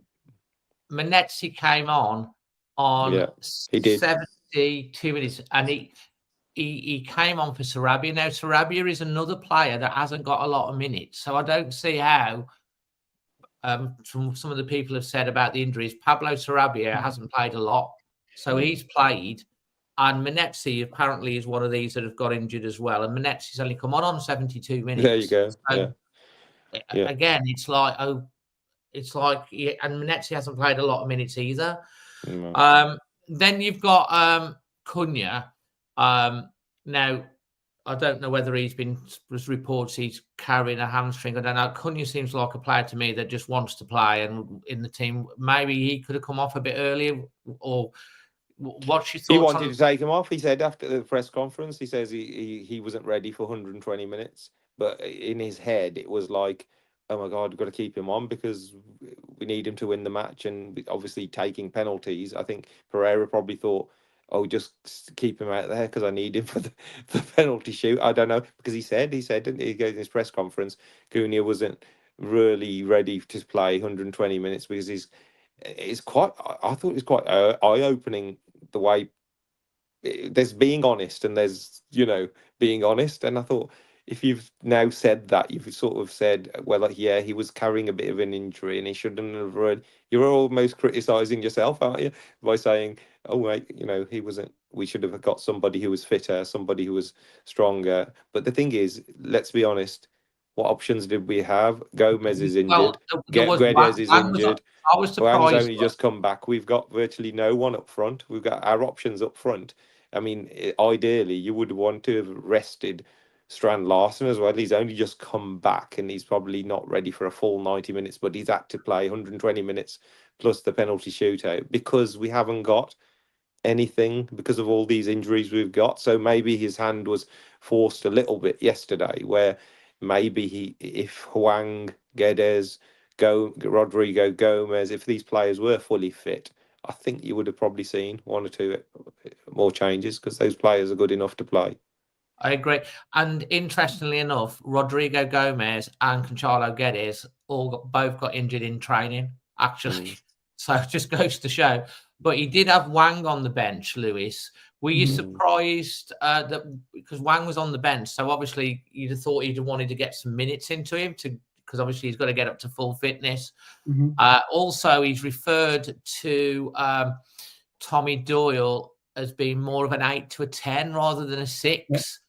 You thought that potentially sort of either Wang could have come on for Larsen, and potentially Tommy Doyle could have come on for Cunha if he thinks he's more of an 8 to 10, and maybe that's what's going to happen going forward. That Tommy will have that opportunity. What's your thoughts on that? Yeah, I really agree with the comment about Tommy Doyle. I think he's quite unlucky with how the manager is choosing to play at the moment, because I don't think it suits him in the midfield. You look at the two midfielders that played yesterday. Bellegarde is the one who's going to go forward and have the ability to carry the ball and drive through the team. And Gomez is going to be the one defending and looking after the kind of back three behind him. Tommy Doyle isn't either of those players. Really, Tommy Doyle is most like the role Conor Cody used to play, and kind of in the middle, just a bit in front of the defence, choosing the passes. But the way we play, we don't have that option. So, yeah, maybe Tommy Doyle could have come on in a kind of an advanced role, and that could have been good practice for him to experience it in a game where, it's not a league game, which is the ultimate priority for us. I think has to be. So it could have been a better choice. But I think in the it's always easy to talk about things after the game or how it's turned out. I wish I'd made that decision and things like that. So, yeah, I would have liked to have Tommy Doyle. I'd like Tommy Doyle to play a lot more because I think he is a good player. But it's just about where is he going to play. And I think even put him in at the 10 on the wing, still shoehorn him in a bit. He's still not a winger. No, he's not, because but Victor said in the press conference, he was talking about, you probably remember it, Manny. He was talking about a month ago when he was asked about Tommy Doyle, and he says, I don't see him as a 6, even though he did play. I mean, I spoke to his dad because obviously his dad organised the thing for my dad because my dad loves him, and I think his dad said he used to play as a 6 when he was at City, but Vitor Pereira sees him as more of an 8 to a 10. And I think yesterday Vitor Pereira didn't bring him on because he wanted to see a bit of Boubacar and give him a bit of taste of it. He definitely is a 6. So that makes more sense in the midfield, doesn't it, there? That's Boubacar's best position as a kind of a defensive midfielder. So I think that makes sense. Manny, what's your take on Tommy Doyle and Boubacar? Even further forward, because we were so much on the back foot, and our forward players did look shot. The ball was going long to Strand Larsen, and the poor chap was receiving the ball with nobody within 20 yards of him. So not having, even Huang, if he's fit enough, get him running around, because he can do that One thing role. you get with Wang, he'd come on and I know. Of course he people would. have been on He'd his back. run. He would, and there was a He would. chance to rest, because let's be honest, if Doyle and Huang had come onto the pitch, then there's another two people potentially that could step up and take a penalty. They are forwards; they can stroke a ball, so it wouldn't have lessened our chances. And I did find it strange that Strand Larsen and possibly even Cunha that was stayed on right till the Yeah, end. There wasn't a that was need how I to felt. keep them both till the end, because those are our crucial players. Now, with what's happened with Cunha, even like Strand Larsen, he's our second top goal scorer. So the eyes are going to be on him to try and get us a odd goal here and there to keep us up while he's away. So these two people are really crucial. They're really, really important, and just making that decision. I think I pretty much think that Victor Pereira was in that situation where, but he did make those three substitutions together, and suddenly he's made all his substitutions, and there comes a time where you go into extra time and you think, oh my God, He's kind of like, I'm damned if I'm do or damned if I don't. I should have made. I wish I had another two, because I need to take these two people off, because you could tell the way he was in his press conference that he knew that there was a couple of players that he should have hauled off, but the situation and keeping them on, and penalties looming, and plus I've made all my substitutions. He'd like sort of, he'd checkmated himself almost, like where he couldn't move. Funny, the irony is, it's funny is because if he had taken Larsen and then. Although Larsen, I didn't think had a very good game. He did take his penalty very well, to be fair. But and he'd have taken him off, and then he'd be going, why have you taken your two strikers off? Because you got penalty shootout and you lose the penalty shootout. He's going to get pelters for that.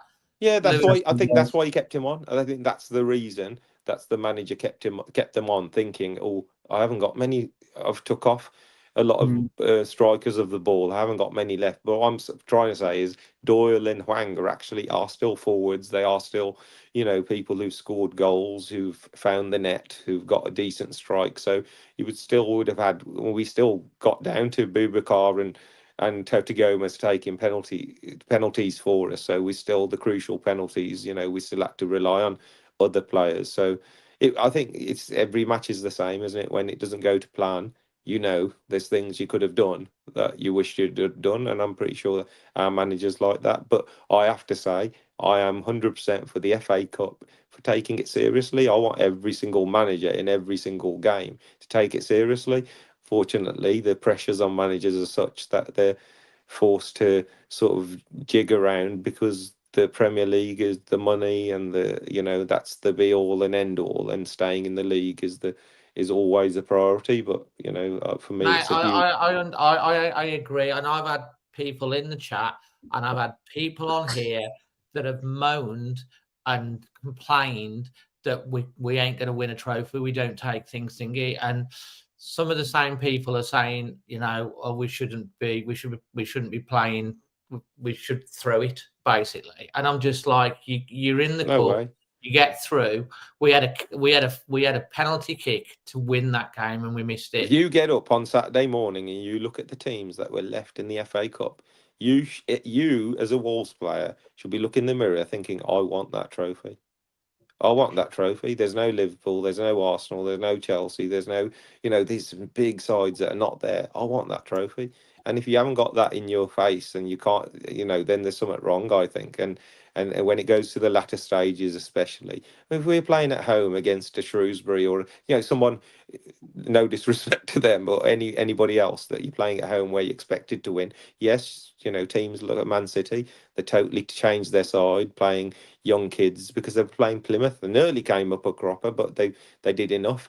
You can do it there, but you're playing Bournemouth away, and you're a match away from a quarter final. Very, very strong side this year. Yeah, if we'd have took that lightly, you could get a hammering, and then you suddenly, you've still got the injuries, you're just being hammered, your confidence gets down, you've lost in midweek, and suddenly, I think always try and play as as strong a side as possible. But obviously, for 120 minutes, it's really hard for key players to, keep going. And if you notice someone's injured, you have to try and make the changes. And I'm pretty sure he would have in hindsight.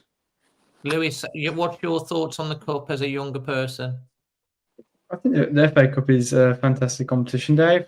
You win the FA Cup, you get Europa League, and that that's something else. But you win the cup, and you win the cup. That's such a big honour. I think that, as you've said, managers nowadays, they are under a lot of pressure with the schedule, and it's like sometimes both cups, the League Cup and the FA Cup, get pushed to the side. But if for me, if you're a club who are going to finish from 8th to 16th, you should go for the FA Cup, because what else are you playing for? If you're safe, at the bottom, you should go for the FA Cup, because it's a fantastic competition to win. And if you're not really competing for the European places in the league, and you can have that capacity to, that it doesn't really, obviously financially, I get that, but from a manager's decision, a point of view, go for the cup, go and win it, and have a memory that so many fans will take for the rest of their lives. So yeah, I think that maybe there's a kind of debate to be had about the League Cup and the FA Cup. I personally much prefer the FA Cup, but yeah, I'm a big fan of that. Would you have done anything differently yesterday with the team if it was you? And the same question to Manny, just to finish this bit. Bearing in mind we are 5 points clear. Had we have won the game? I mean, some people, just before I come on to that, I know people go on about the thingy, but we had a full team out against Fulham at home, and if we'd have won that, we didn't win that game either. Manny, go. Yeah, I think with this, just the situation we're in, and we knew we were going into that match with injuries, then I personally, even though they might have struggled, would have started with the likes of Tommy Doyle and with Lima, and maybe even Menezzi, and rest and just have those players in backup to come on, depending on how, because we didn't play great overall anyway. We were defending backs to the wall. We had to defend. We had to rely on Sam Johnston. So it wasn't as though we were brilliantly effective with the players we had on. We did defend really well. But I saw Tommy Doyle playing the cup against Brentford, like in the third round last year away. We 1-0 down, and he single-handedly dragged us through that. He was brilliant. He was our best player on the pitch, and he dragged us back, and we were brilliant that day. So we've got to have a bit more confidence in those players. But I also understand why he went strong, because it is the cup, and it's not just Europa League. That's just side thing. For me, it's like for years and decades. It's something that we've got a proud history of winning that cup. Yeah, it's decades that will go.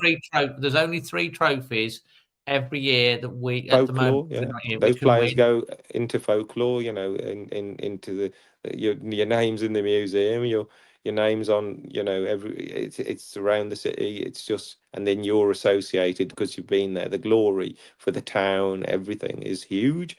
Winning a trophy is not. Look at Villa. Villa got Preston. They got Preston. So let's be honest, 9 times out of 10, they're going to be in the semi-final now. And then they step away from, and they're in the Champions League. That glory, Champions League, possibly going on to win a trophy, that just cancels everything else out. That's like, it's historic stuff, because you're not going to, most sides are not going to win the Premier League. Most sides, there's only 1 or 2 every year, and it doesn't. Look at Newcastle. They've pushed the boat out, but they can't spend. They're not allowed to spend anymore to catch up with. They'll probably have to sell their best striker, because they can't catch up. So That's Man true, City and the Man Cities and they're Arsenal, the richest club in the world, and because of the rules, and they can't catch up. Man City and Chelsea got in before all these rules came. Look, we're out the cup. Everyone knows how special it is for me. My dad, he's 88 this month. It's his dream to go to an FA Cup final and sing goodbye with me. More than anything in this world, I want that, with my dad. And he's not getting any younger. And so I get quite emotional about it. And it means a lot. People have asked me last week, which one would you want to win, the league or the cup? I'm like, both. Why can't we win both? Why does he have to pick and choose? But it is, we're out. We had our chance. It was almost like Coventry last year. I put on a little tweet that I put out. We didn't play very well. We somehow got ourselves into a winning position, and then we blew it. We did the same again. It's the Wolves way. It's the Wolves way. Anyway, we're going to move on just a little bit light-hearted before we move on to the final section of tonight's show. I've just asked everyone if they've got a joke that they can tell, little joke. If you've got any in the thing, we're gonna look ahead to Everton. So my joke is a set of jump leads walk into a pub, and the barman says, "I'll serve you, but don't get started anything." Okay, thanks, Dave. Lewis, have you got one to share that you get a bit better? Oh man, I got actually. Yeah, let Manny go. What do you call a fly with no wings? A fly with no wings? Oh, give me now. I don't know. A walk.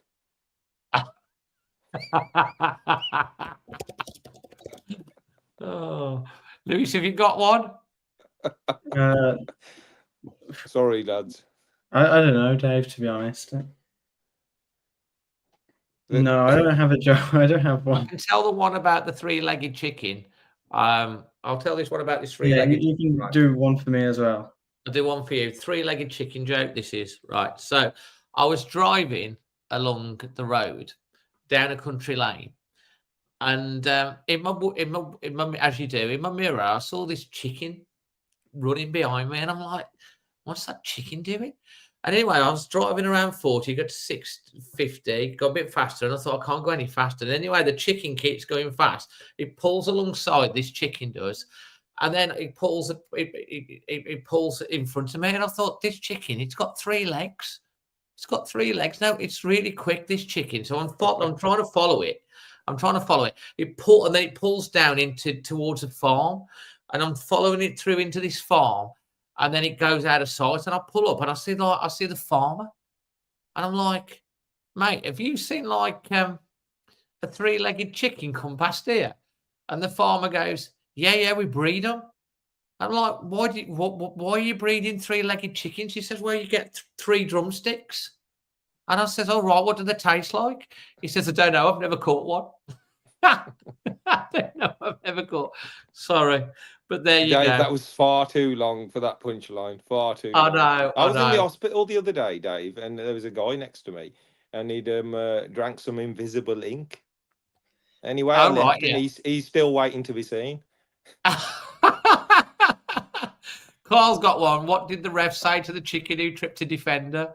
Foul.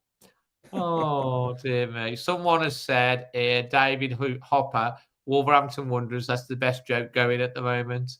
Oh, have I missed any more on here? I'm just having a quick look, see whether anyone's put anything in the chat as a quick joke. Merv says, boom, boom, Dave, like it. Oh, Michael's got one. 2 eggs boiling in a pan. One said to the other, it's hot in here. The other said, wait till they take you out to smash your head. Oh, dear. Look, that's a little bit of light-hearted humour to break it up.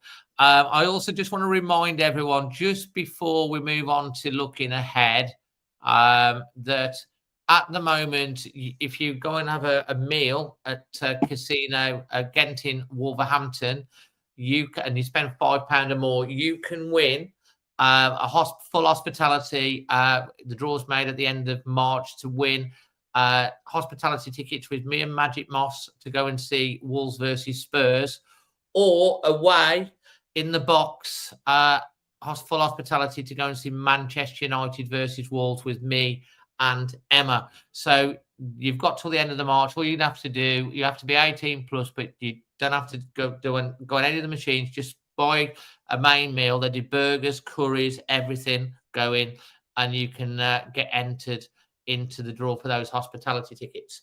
So Everton this weekend. How are you feeling about it, Lewis? Because we're going to have no Matheus Cunha. There might be some other injuries. Doc might be injured. Giga's come in. Minetti although I say Doc and Manetzi all came on as late substitutes. Mm-hmm. But what's your thoughts? What do you think the team will be? Obviously, we wait to find out the full extent of any of the injuries and who will be available. But do you still think without Cunha, we can still get a result with 5 points clear?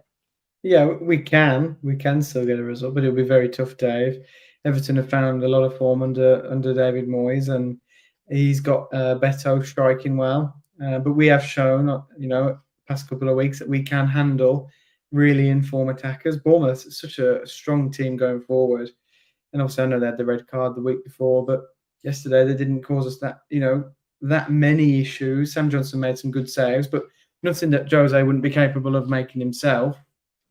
So we can get a result, but it's going to be very tough. I think that I can see a draw because I think if we can defend well, we can limit their chances. We can still hurt them too. That they don't look as, they don't look impossible to break down, but it's going to be a tough one. Well, interestingly enough, we're going to have to really play as a team because we can't just rely on Cunha to do everything. So in some ways, maybe it could unleash something different.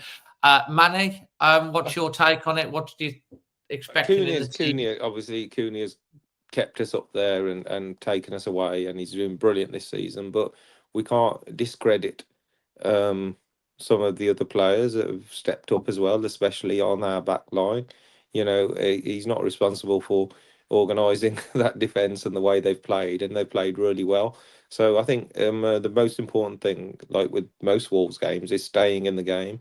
Can we stay in the game? Can we stay in the game? If you go down and concede early and stuff like that, that can put pressure on you because the onus is on you to take it. So it's about staying in the game. I think a point will be a great result considering what's happened.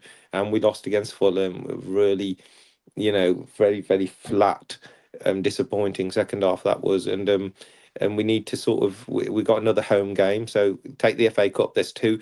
If you had two home games, Fulham and Everton, you're expecting to get something, aren't you? You're not expecting to lose those two games, and they're your home games. So I think we're in a crucial time of the season because we don't want to give the other teams a fillip, and if we lose, then they can. They've lost their best. Do we play after them? Do we play after them? I don't know what the. I'm just going to have a look at the fixtures. We're playing at 8, so we must play after somebody. So they could have closed the gap to a couple of points, one of them, but I don't think they will, Dave. Have you seen?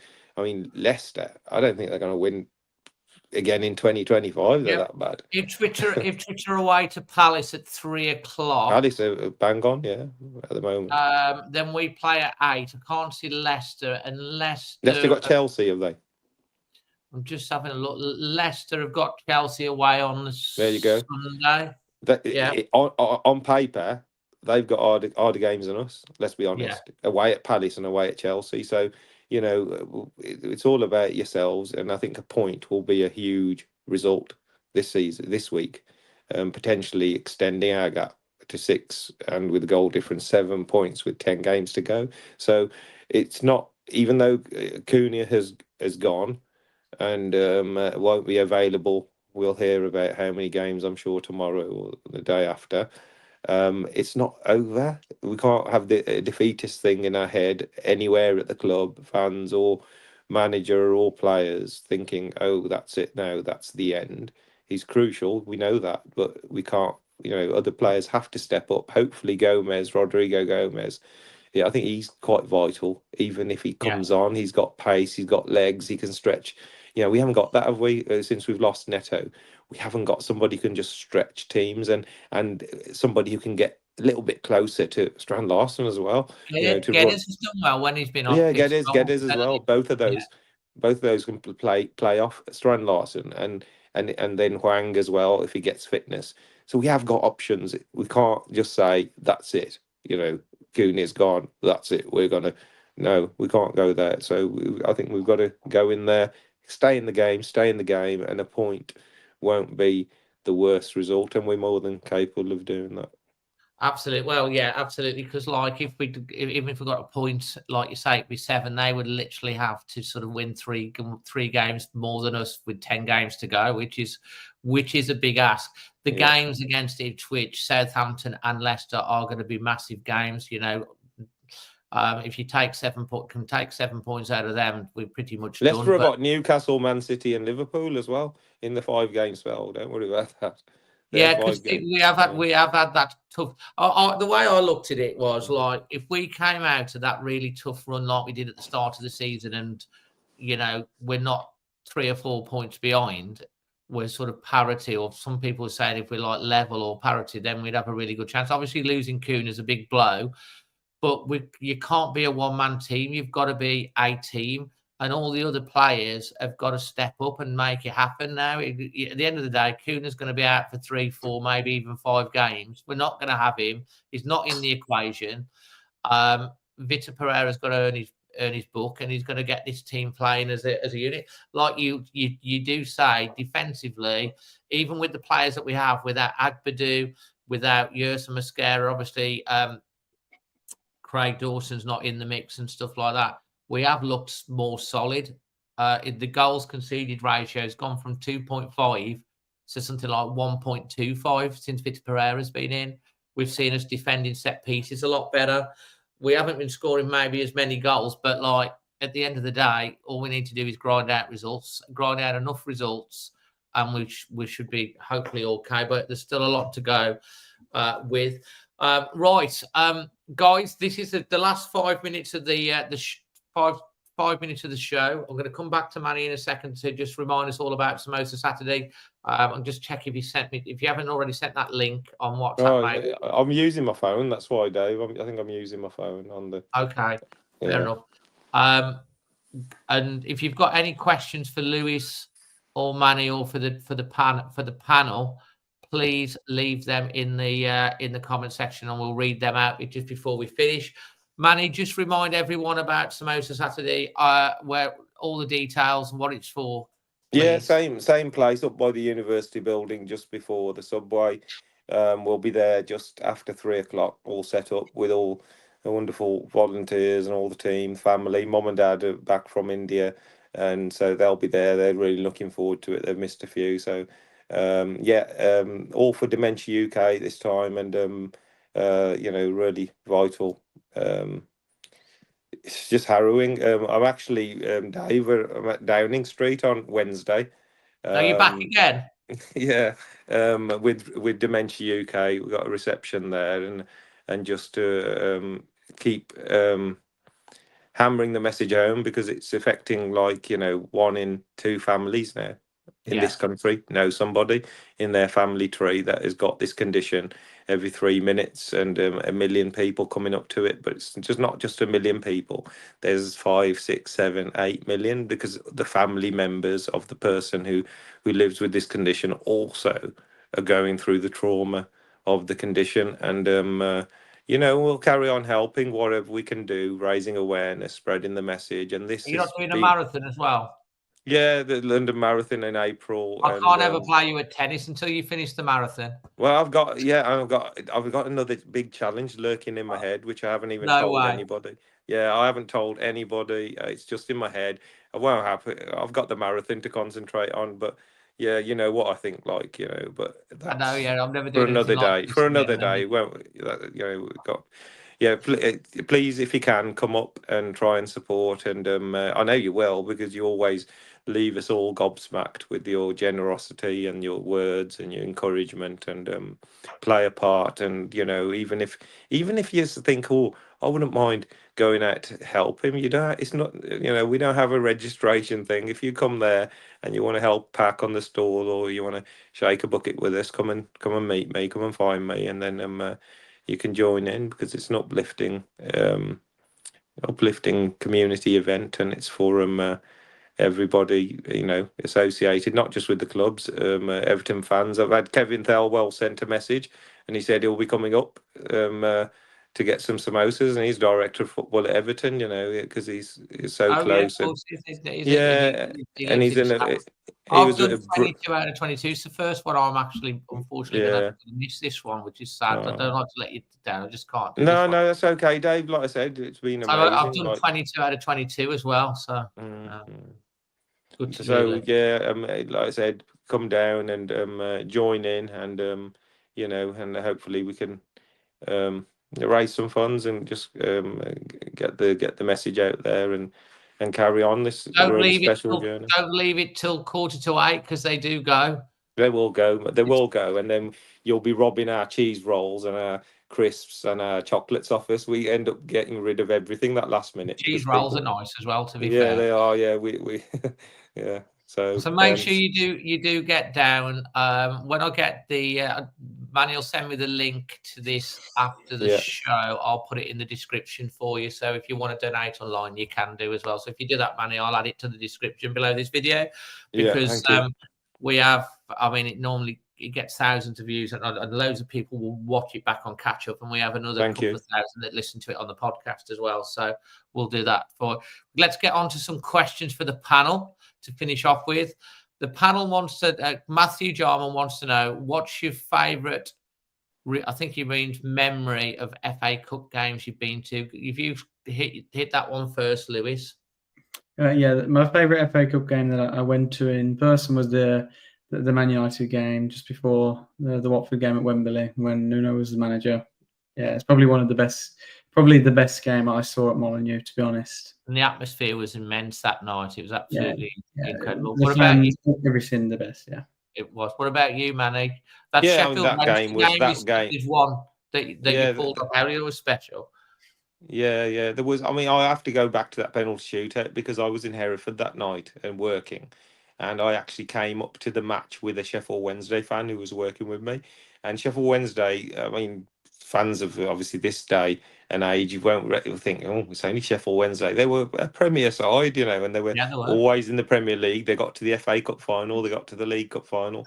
They had, Chris Waddle, who just starred, internationally playing for them, and that was just a brilliant night. The atmosphere, the nighttime sky, and it was a replay as well. Special Molineux atmosphere, really, really was, and so that always sticks in my head. I can still, it's that moment where you really just grab random people and you're hugging them and you're kissing them and you're jumping up and down on complete and utter strangers. People are jumping out of wheelchairs and it's just. I don't know what the odds would have been on that penalty shootout, but because we 3-0 down.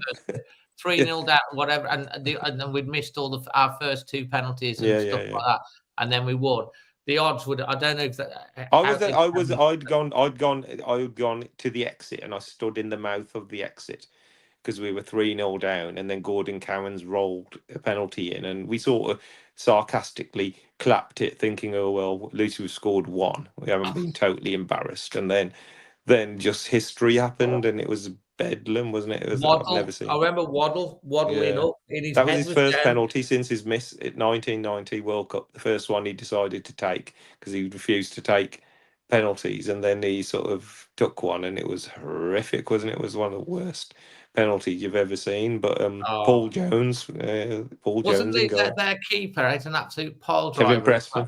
Kevin Pressman. You know what? Kevin Pressman took a penalty, and the best penalty you ever. If you ever Google it, put it on YouTube, and have a look at Kevin Pressman's penalty. Still to this day, the best penalty you've ever seen. I actually thought the other day, Sam Johnston should take a penalty because keepers can wallop a ball, They can. Lewis, player of the season so far for you? If we're excluding Cunha, don't have to exclude Cunha. You can just go with whoever. Yeah. Then Cunha, obviously. As I said earlier in the show, Dave, without him, we would be like Leicester if he wasn't in our team. So yeah. Cunha, okay, Mane, have you got any? Cunha's the obvious one, but I'll give it to Joe Gomez. I just think he's just such a special kid. He's going to go on to do great things in the game. He will. Merv wants to know, who do you think is going to win the FA Cup? Cool. I don't really care. When- Lewis, any thoughts? It's very open this year, Dave, and it's a shame we're not in that draw because it's really hard to predict, I think. So I'll go with Forest. I think Forest winning it would be nice for Nuno. Yeah, I think Oh my Forest. God! Imagine that. Well, he won't be taking. If he gets to a semi-final and he's winning 2-0, he won't take off his playmakers in the semi-final again. No. North Street wants to know if you've got any meat samosas. Oh no, we're all fully vegetarian. But if you want to make your own curry and have them on the side, then go for it. But we're vegetarian. That's how we're in line with my background, my faith, and everything. So it's all fully vegetarian and suitable for vegans as well. And yeah, you've even got. Is it without peas for Chris or something? Oh man, yeah, he's a pain in that. I know. That's We why have we to call make him penis Cheerful ones for Chris. Chris, yeah. We call him Cheerful Chris. That's why he gets the name. But we bless him. We love him. Steve O'Keefe will stay up. If we stay up and it should go down, would you go in for Delap up front? I don't know whether we get him, to be honest. I think he'd go back to I think it's English strikers, English-born strikers. premium. This is such a premium. Were we spending 50, 60, 70 million on a striker? Let's be honest. It would be a complete and a shock if we did. No. Yeah, it would suit us a lot. The type of player he is. I think better Strand Larsen, in my opinion. Very similar build, but he's better than him. But yeah, it would be great. But here's a question for you. Because someone asked this on our group chat earlier. Jimenez is out of contract at Fulham at the end of this season. I don't know. I think they might have a 12-month option, which they'd probably be mad not to extend. But saying he was available you could get him on a free. Would you bring him back? If he was available, absolutely, Dave. You know what? We spent 30 odd million, was it, on him the first time round, and he's legendary what he did at the club. And to get someone like that free, considering the issues we got and the players we're likely to lose, we'd have to still replace Cunha. He's not a replacement for Cunha, that's for sure. But having him there, and when he came on for Fulham the other day, he still looked. He created a couple of chances for himself, and I still think he's got the hunger, and he's still got a big affinity for Wolves. Huge. He loves the club. Yeah, he loves the club. Yeah. To me, he holds the ball up. He brings people into play. Heads the ball better. There's lots of players from that era that could come back and still do a job for us, I think. Yeah, I agree. I agree. Are you referring to Connor Cody? Cody, Neves, obviously, and these players. I mean, Connor's at Leicester, and Leicester refused to ever play a back three, so that's Connor Cody sort of by default never gonna get into that. We know his natural role. We know where he prefers playing, and he's not happy there, and he hasn't been happy since being there. And he was virtually there. They just didn't want Dawson. They just would set. I know he wanted to come. It was just the Dawson issue. Everything was agreed. It was just they just did not want Dawson because of Dawson with his age. He plays a couple of games and he breaks down. We know that he does. He struggled to play a run of games and they weren't prepared to do that. So Dawson is 2 or 3 years older than Cody as well. Yeah, I know Cody would realise he's not he probably wouldn't be first team playing every week, but he's in situations like Saturday, for example, and stuff like that in the back three. He's the kind of ideal player, especially when Agbadou gets injured right in the middle, and that sprays the ball and his passing range. I don't think his passing range from defence we've never had since he's left. No, absolutely. It'd be interesting to see what happens in the summer, guys. Listen, guys, it's been an absolutely fantastic show. We've covered off so much tonight. Absolutely so much to talk about off that one game and everything. And it's like we've had Manny and Lewis, thank you ever so much for your absolutely fantastic contributions tonight. Thank you to all you guys in the chat. We've had well over 700, at times over 1,000 of you watching live across platforms tonight. And so, if you've enjoyed it, if you do find these videos of value, I always appreciate if you just take a second to hit the like, because it lets YouTube know. whatever you're watching online, that you've enjoyed it. And we always, thank you if you've hit the subscribe button tonight and joined, because lots of you watch still ain't subscribed, so that helps as well. So it much appreciated. Manny, I do wish you massive success. I'm sure you'll put the sum. You try and put the money out with the raised by the evening. Hopefully, you'll hit that sum again. Get yourself down to the samosa store. Get yourself a samosa. It doesn't matter whether it's 2p, 10p. Oh, it doesn't matter. No. Sometimes you get notes, £10, 20 quid. It doesn't matter. Every little bit goes towards helping people with dementia. Like you say, it's such a horrible disease. It doesn't just affect the person; it affects the families. I know from firsthand, from speaking to Manny and everything, that it makes such a difference. As I say, my mum, before she passed away, it was from heart failure with my mum, but like, she was in the early stages, and it was very hard for us as a family as well. Lewis, also please send your love to your mum and dad and your granddad and grandma and Lucas and Amy and everything. So thank you for coming on tonight and giving up your time, mate. And for you guys that have joined in the chat, really, really appreciate you tuning in live, and I hope you've enjoyed it. And if you're watching it back on catch up, enjoy, and then it'll be out on podcast as well in the morning. Until the next one, from all of us, always Wolves. It's past my bedtime. Good night. God bless.